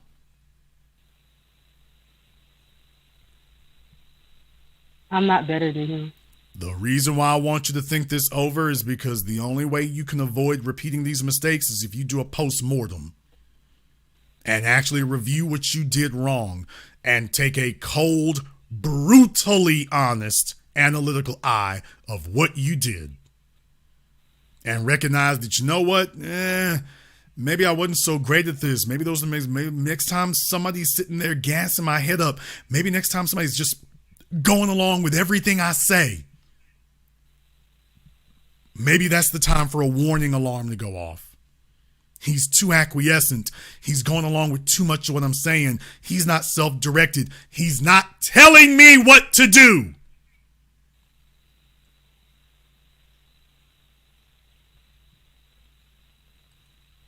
He's not giving me any instructions. He isn't telling me about the way forward and the new path we're going to be on. We having sex, we smoking weed, rinse and repeat. And your grandfather could see what the hell his daughter made you into. He's like, I'll be damned. She letting little dumb weed heads get over on her. There's no grandfather who wants to see his granddaughter getting set out like that. It's like, I'll be damned. I got a little goofy bro in the family tree. Grandpa ain't trying to have all that. Hell, even if he was responsible, even if he had a hand in it, there's no man who wants to see his daughter. He realized his daughter getting got over on. She getting got. And she's sitting there telling you she running things. And dad can clearly see. Is he laying up with you? Yeah. You ain't running a damn thing. By the way, were you two living together? Of course. Are you still living in that place now? Yes. So he's gone, but you still living there? Of course. Because it's in your name? Yes. You moved in and it was in your name? Well, I moved in and then we moved to another place. And I put it in my name. That's what I just said. Yes. Do you see a problem with that? Yes. Let me give some of these females out here some platinum plated game. From a fella here who been there, done that, seen it a bunch of damn times. Ladies, if y'all want to know how these white women and all these other folk out here get over, they know the rules that you don't. A competent female understands what a drug dealer knows. What the hell did Jason just say? Listen here, little goofy gal from Jefferson Parish. Close enough. Yeah, you ain't lying. I'm close enough. Yeah, you close. You Let me tell y'all really something. A dope dealer knows not to put nothing in his name. A dope dealer knows you don't own the car you drive. A dope dealer knows that. You know who else knows that? A trophy wife. You know who else knows that? The drug dealer's woman. She knows full damn well you don't own nothing you drive. You don't own the house. You don't own the car. You just want use of them. When them people come to get you, they gonna be like, but this is your car. No, it ain't. This is his.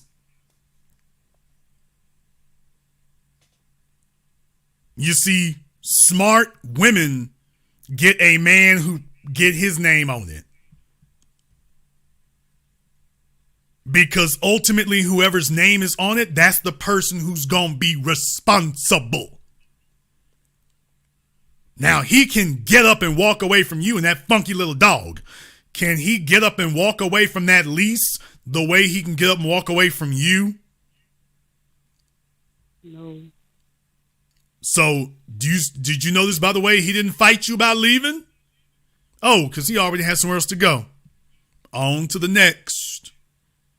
See, y'all the ones, your name's on the leases, the electric bills. He ain't taking no responsibility for you. You see, when you smart, little girl, what you do is you get you a man, he's put his name on that lease, he's put his name on that bill. That car you pushing, his name is on that too.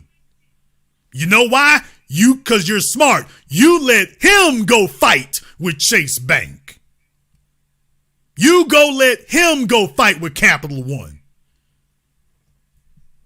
All you want to know is that the thing cranks up when you grab the key fob. That's all you want to know. You want to know that when you grab his credit card, it ain't going to get declined. That's all you want to know. You don't have an emergency fund. That's what dumb hoes do. What you have is access to the bag. Your little emergency fund is pennies. You get the bag, that's a blank check. And best of all, you are not responsible for any of it. Furthermore, he doesn't want you to be. He ain't looking for you to make the payment on that G-Wagon.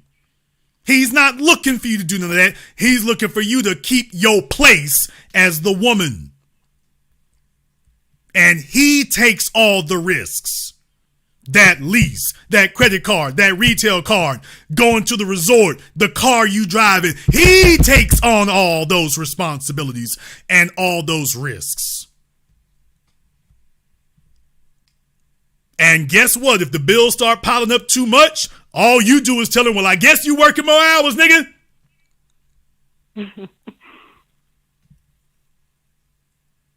And guess what? If you keeping him happy, he's going to go do it.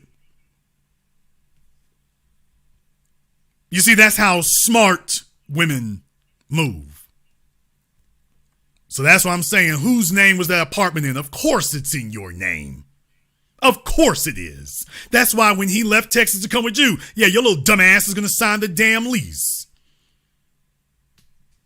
He riding on you. And you talking about you in control. That was your damn emergency fund, ma'am. These genius tacticians, y'all. These genius strategists. And didn't even realize that, by the way, if you're going to get this apartment here, and I've been here, y'all. I got females who asked about that. Let me tell you right here. I'm just going to ask you, would you like me to put it in my name or yours? You know what most females say? I want it in my name. And I'm like, okay. Did you hear that, baby? I understand. I'm just going to ask you one time. Do you want this in my name or do you want it in yours? Then they start thinking, well, Jason's an ass and this, that, and the other. Ooh, let me put it in my name. So just in case I want to flex on him, then it's in my name, okay? Knock yourself out. But you do understand, if it's, I don't ever say, now here's the part I don't say. By the way, if it's in your name, it's your place. That's your responsibility. Now, if it's in my name, that's my responsibility. So it got to stay straight. My credit got to stay over 820. Got to stay there. So you see, I gotta think differently about that. If it's gonna be in my name, it's got to stay a certain way. If it's in your name, you're already letting me know what you own.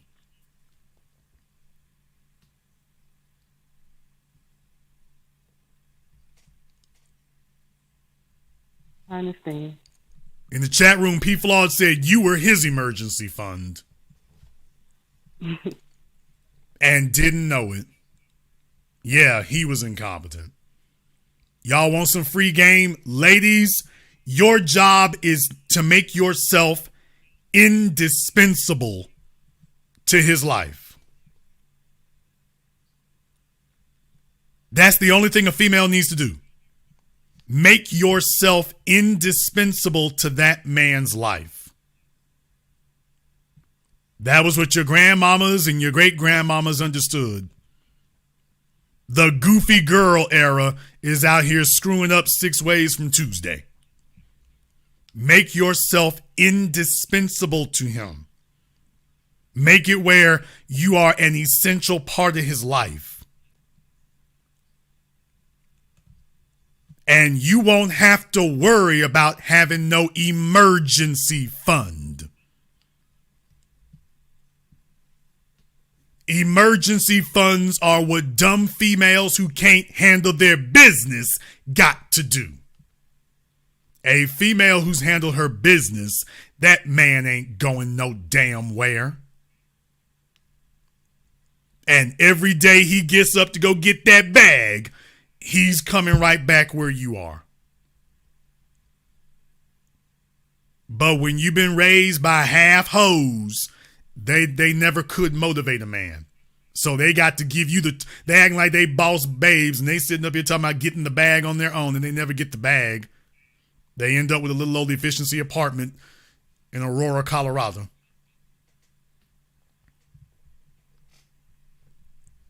I never said I was a boss.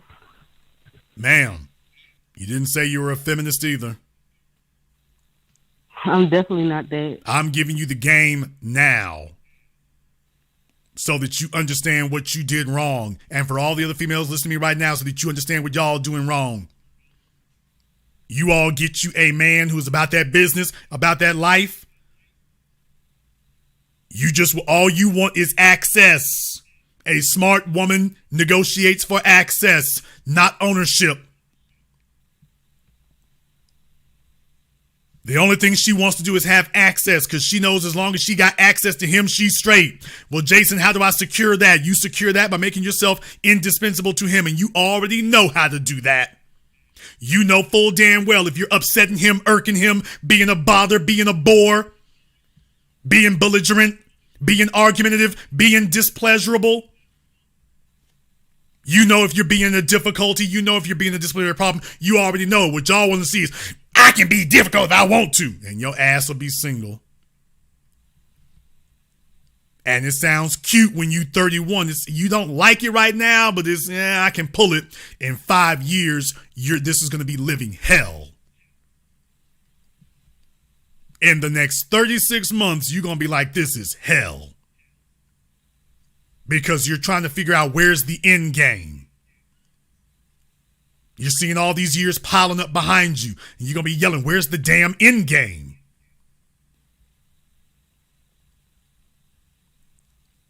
You all need to be smart and intelligent.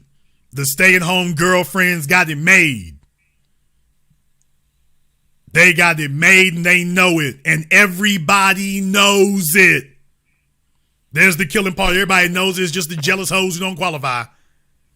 They're the only ones upset. The jealous ones who know they don't qualify. You get your man who is serious. You see he's up every day bag chasing. I'm talking about legit. That man's getting up every day. He bag chasing. He's straight. That's it. All you need is access. That is it. Let him stack up his credit cards, not yours. You sit up here, you let him take care of that. You tell him, oh man, baby, you doing great. This is how females can sit up here and get whole damn Ferraris paid for. You let him go chase the bag. All you do is tell him how great he is. You sitting up here talking about the damn emergency fund. Meanwhile, you out here working. You sitting up here wearing gym shorts. You supposed to be wearing all silk negligees.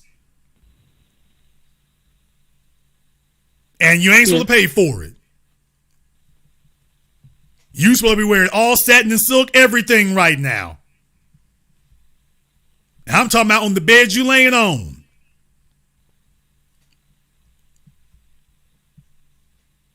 That's what your white and Latina and Arab and Asian counterparts are doing. Because they get it. They ain't trying to be a boss, nothing. They telling you, oh, they admire that. You know what it is? They gas y'all's heads up as black women the way that white society does gangster rap. Them white kids would never do gangster nothing. They just like to be entertained by it. And when you out there, ooh, he hard, he tough, and this, that, and the other, they love gassing the black fellas' heads up until the police show up and the white folks sit up there and switch right back over. Oh, entertainment time is over. Yeah, they'll gas you up to go do that mess and tell you how great it is, how much they admire that. That's for entertainment. They don't want to live it. They're not going to live it.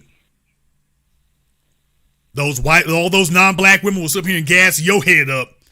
Meanwhile, they trying to get kept. They are trying to be kept women. I should know. Me and the brothers in here, we see this all the damn time. All these other women trying to get kept. They trying to get diamonds on their fingers. They trying to get the red bottoms. They trying to get the car and every damn thing else, and they ain't trying to pay for it. Because they understand the cost of all this stuff is going up every damn year. You can't keep up with it. You will work yourself into a coronary. And they said, you know what? If somebody's going to drop dead chasing that bag, it might as well be him, not me.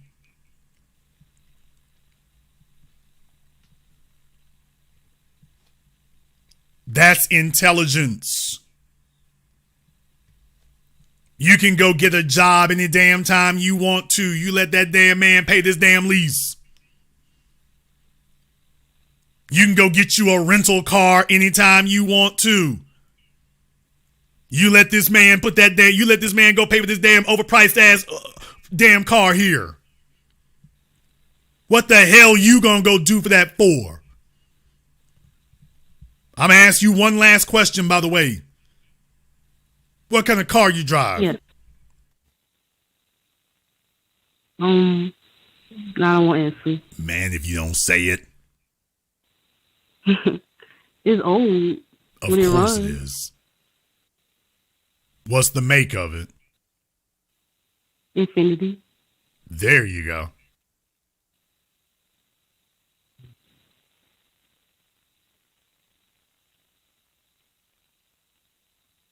She pushing that Infinity Q45. That little J, whatever it was. And I'm not mocking you about it. She went out and bought the best luxury car she could. Infinity does technically qualify, though, barely. And that's my point about it. I know a bunch of females out here pushing Mercedes CLAs and CLSs. Meanwhile, you got a man who will go pay for a real Mercedes for you. You pushing an Infinity. Baby, you trying to pull this yourself. You've seen how well you can get the bag going for yourself. It's too heavy. You're going to be looking back on a whole bunch of years of working. A smart woman leverages men. A smart woman gets a man who's on the team and tell him this is what she wants. She gets a competent man who can produce. Once you tell him that this is what you want, that man didn't forget you said that. Every man remembers that. Let me tell y'all ladies right now. Every man remembers what the hell you said your dream car was. Every man remembers that. From that day forward, you're gonna figure out whether or not you qualify for it. But he remembers what you said. He didn't forget it. The only way it stops getting done is if he makes a decision, yeah, you're not worth it. But if he's made the decision that you're worth it, baby, he didn't forget you said that. I want that Mercedes E-Class with the pink interior and the turquoise green exterior, the pearl green exterior, whatever. That man didn't forget you said that. The only thing you got to do is keep letting him know that you are grateful. It's going to pop up because it has to. But when you start talking about you going to pull it yourself, just understand you're telling the man, I don't need you. Baby, that's it. He's going to check out. A woman needs to let a man know, oh, I need you. Hey. Baby, if you don't show up, ain't nothing going to get paid. You see a smart, yeah, y'all can sit up here and mock them little stay-at-home girlfriends, man, that heifer ain't stupid. She's like, I want this kind of sofa, I want this kind of stove, I want this kind of refrigerator, and I ain't gonna be no damn problems. And I don't want to pay for it. So hey, dude, if you don't come pay for this, it ain't gonna get done. I want it and I need you. But you see, you all don't want to say that. And in the process, what you end up doing is you end up chasing it yourself. And then you just blow not years, but decades of your life. And the killing part is you could have had it. You could have been had it already. Nah, I'll do it myself. And all you really end up doing is being a working class girl. And that's it. That's it.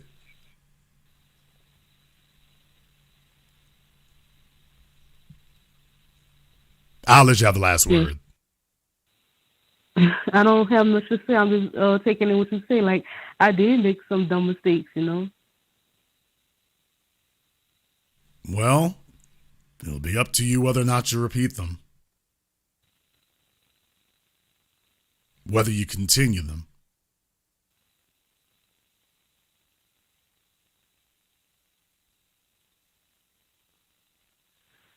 So question. So the people that you upgraded, I guess, they didn't like what you were doing for them?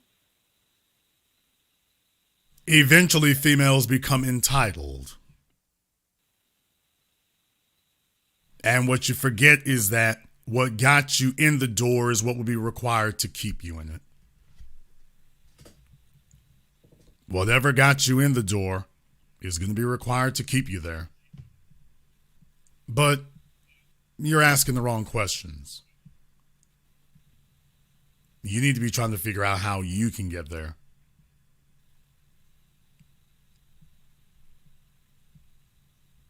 Yes. Y'all know this. There's another thing right there. The reason you ladies can't eat very well is y'all looking on other people's plates. Let me tell you, the chicks who get the bag, she don't give a damn what's on your plate. She's worried about stacking up hers.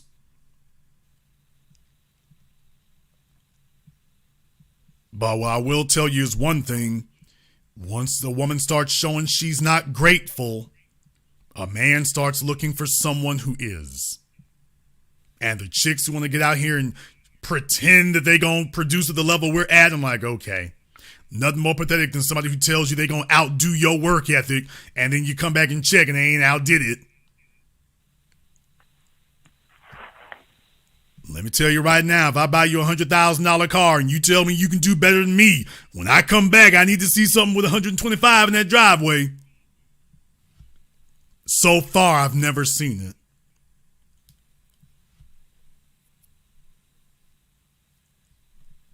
So if you want to take a lesson from the females I've known, what I will tell you is don't fumble the ball. I'll tell you that. That little weed smoking little fella you was running around with, baby, he can afford to be stupid. A man who's got something to lose, he can't afford to choose badly. He's not going to play with you. If you show him that you're a big risk, he's good. Now, everybody's going to have sex with you. They ain't going to turn that down. That's true. Okay, but is he offering anything else?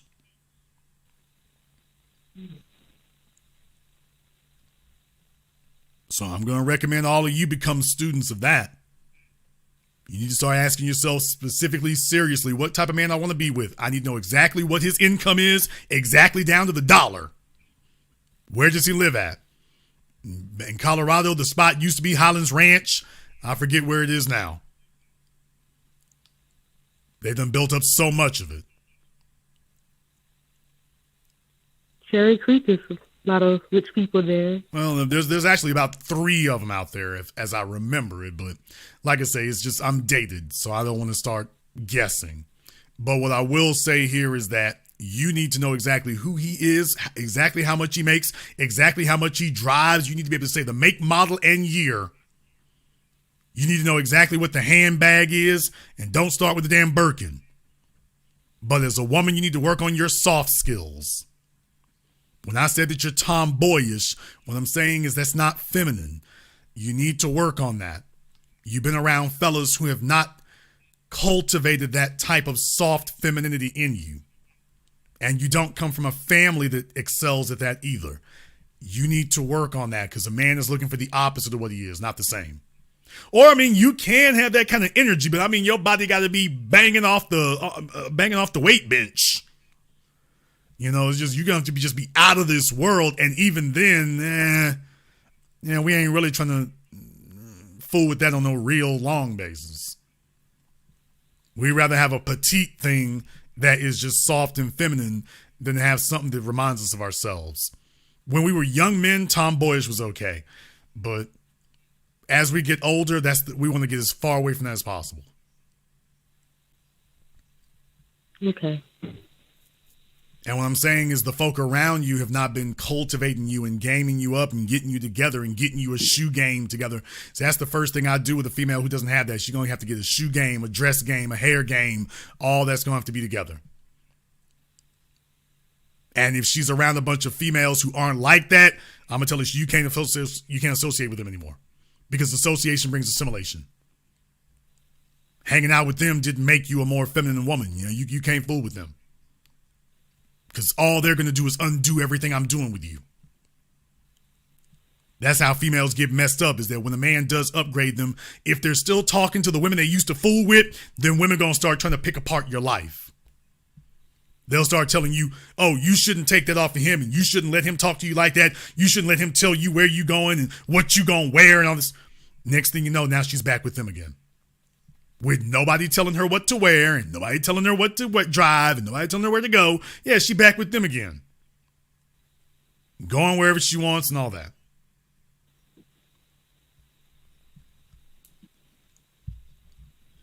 Okay. And lonely little women loved making other women lonely. Yes, I saw that. You have before. things to study.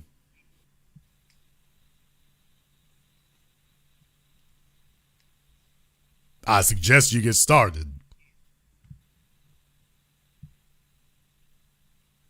I don't have anything to add. I believe you have more callers. I don't want to take up too much of your time. You need to be worried about what you're going to do next.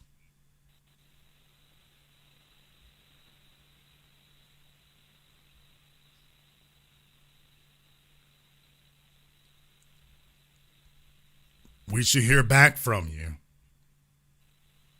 Okay. Thank you very much for tuning in. We've been on for over 5 hours. Y'all done had me out here for a while. Okay, let me explain a little something here about what I do, because some folks may not get it. So let me go ahead and just explain exactly what that is. I'm a long form program. If you're looking for somebody who throws out zingers and sound bites, you should know by now that's not me. When I get done talking to somebody, the issue is resolved. But that requires time for me to go ahead and make sure I properly deconstructed everything. When they finish talking to me, all they got to do right then is make a choice. Keep doing the stupid stuff you doing, go some other direction. But if you're looking for a TikTok video and you can just make a 60-second clip of it, this is why y'all can't get anything fixed. You got a bunch of clips and reels and TikToks, and that's how you go year after year after year. Those 60 seconds aren't fixing anybody. It doesn't fix anything. It doesn't correct anything. There are a bunch of females listening to me right now. They're in their 40s, they're in their 30s, they're in their 20s. They need somebody who can go step by step, brick by brick, inch by inch. Because when they get finished listening here, they're going to get over there to Kendra G and get screwed up all over again. They're going to go back to the financial diet and get screwed up all over again. They're going to, oh, God help them, they're going to end up on Pearly things or Lord Melanie King and get messed up all over again. That's all they can do. All they can do is go over there and get messed up all over again. Why you think it never changes? They need a place they can sit here, devote the adequate amount of time to it, to deconstruct all that mess, to lay down the rules so I can say to you, this is what you need to do, and then I can go in depth about why this is what you need to do. I got an apartment. Yeah, you sure as hell did. Now you got a bunch of damn problems. That's all you ended up with there. You thought it was a great idea. Yeah, that's the problem. First rule of salesmanship. Make somebody think it's their idea and not yours. That fella sat up there and let you take all the responsibility on yourself. You know why? Because you knew he was incompetent, but you were telling yourself that you were protecting yourself from his incompetence. If the apartment is in my name, I'm protected from his incompetence. And all that did was lull you into a false sense of security.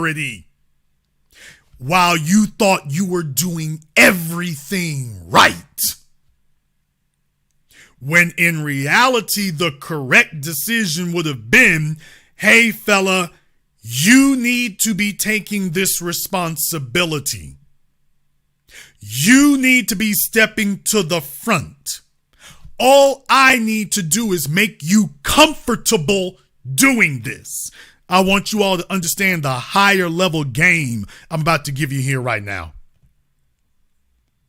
I want you to understand the higher level that I'm trying to take you to about this.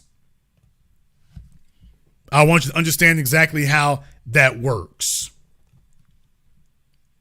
I got a few moments here, so I want to go ahead and do this while I got y'all here right now. Oh, do I hear that sound?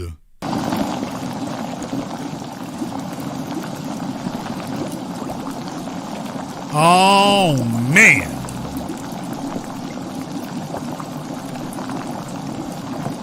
Oh, I wasn't trying to do it. We done fooled around and stumbled into the dark arts. Man, we done messed around and stumbled our way into the dark arts. How the hell y'all keep me up so late on the damn Friday that we done stumbled around into the dark arts? Ladies, let me take you to a higher level.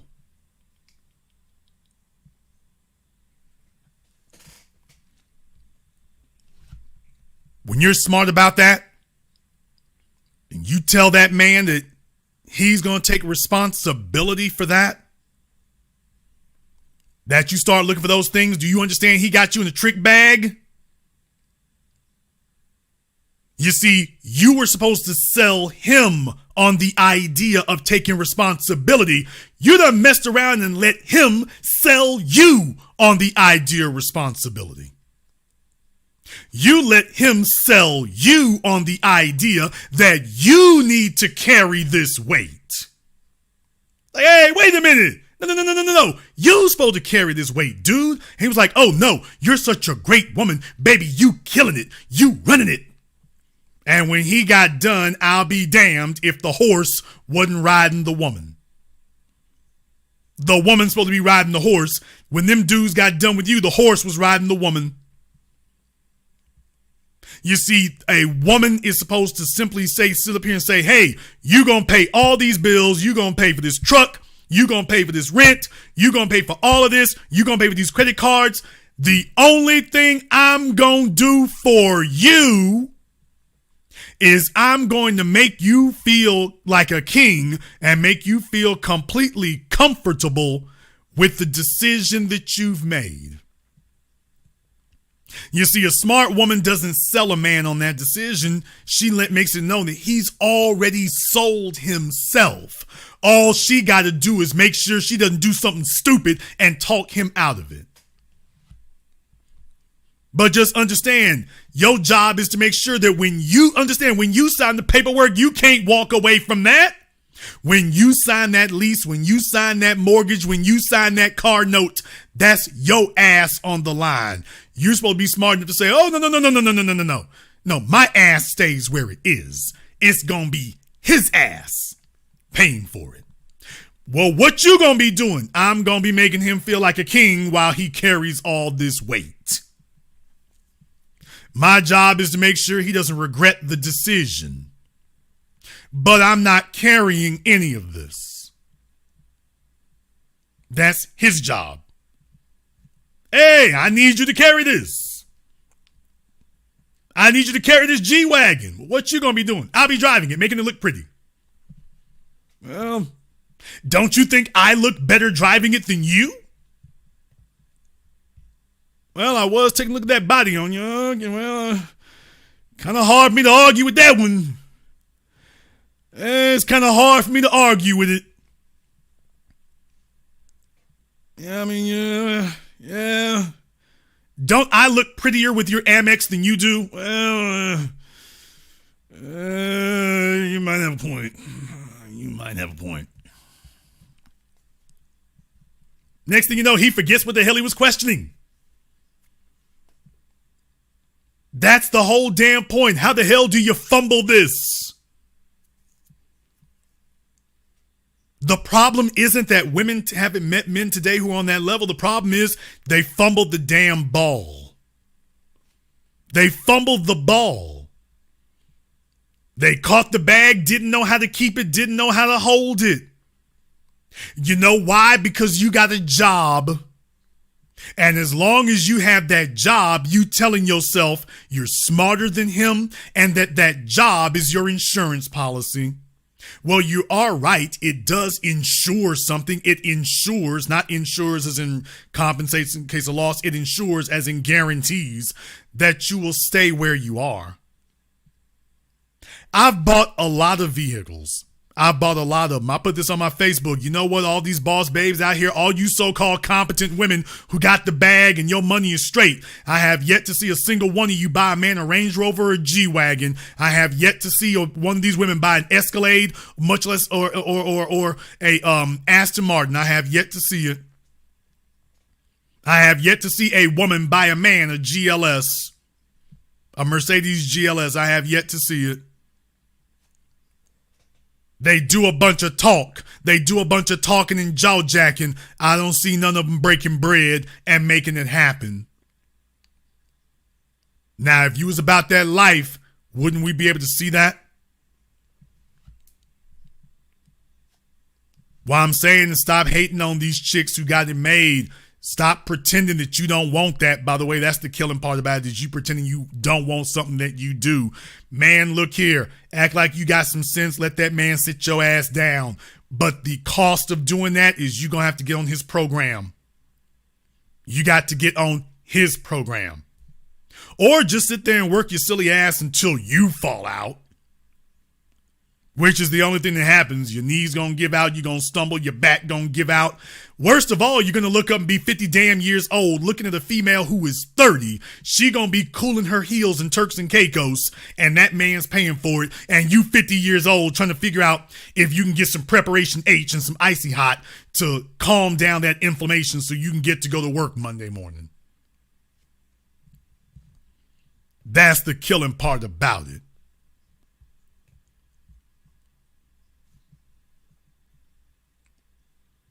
Take notes or take lumps. You can take notes or you can take lumps.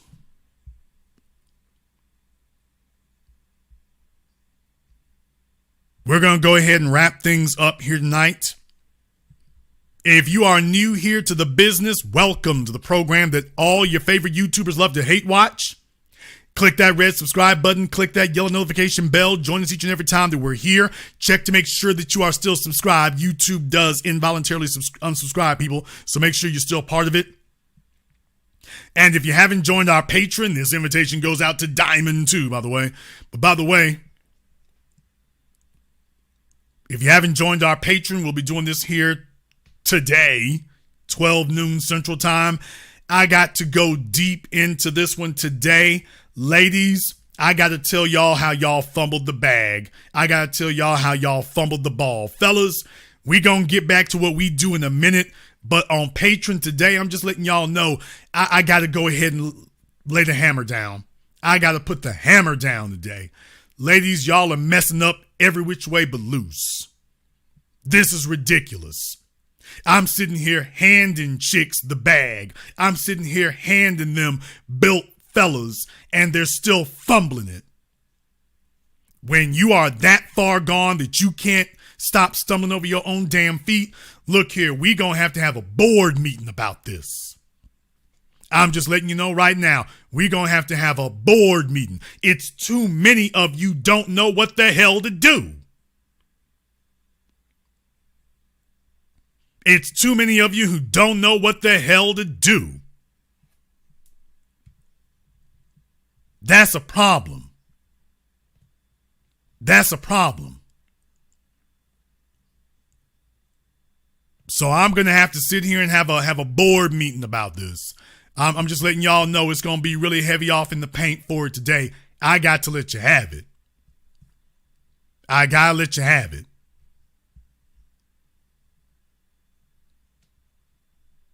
It's too damn important.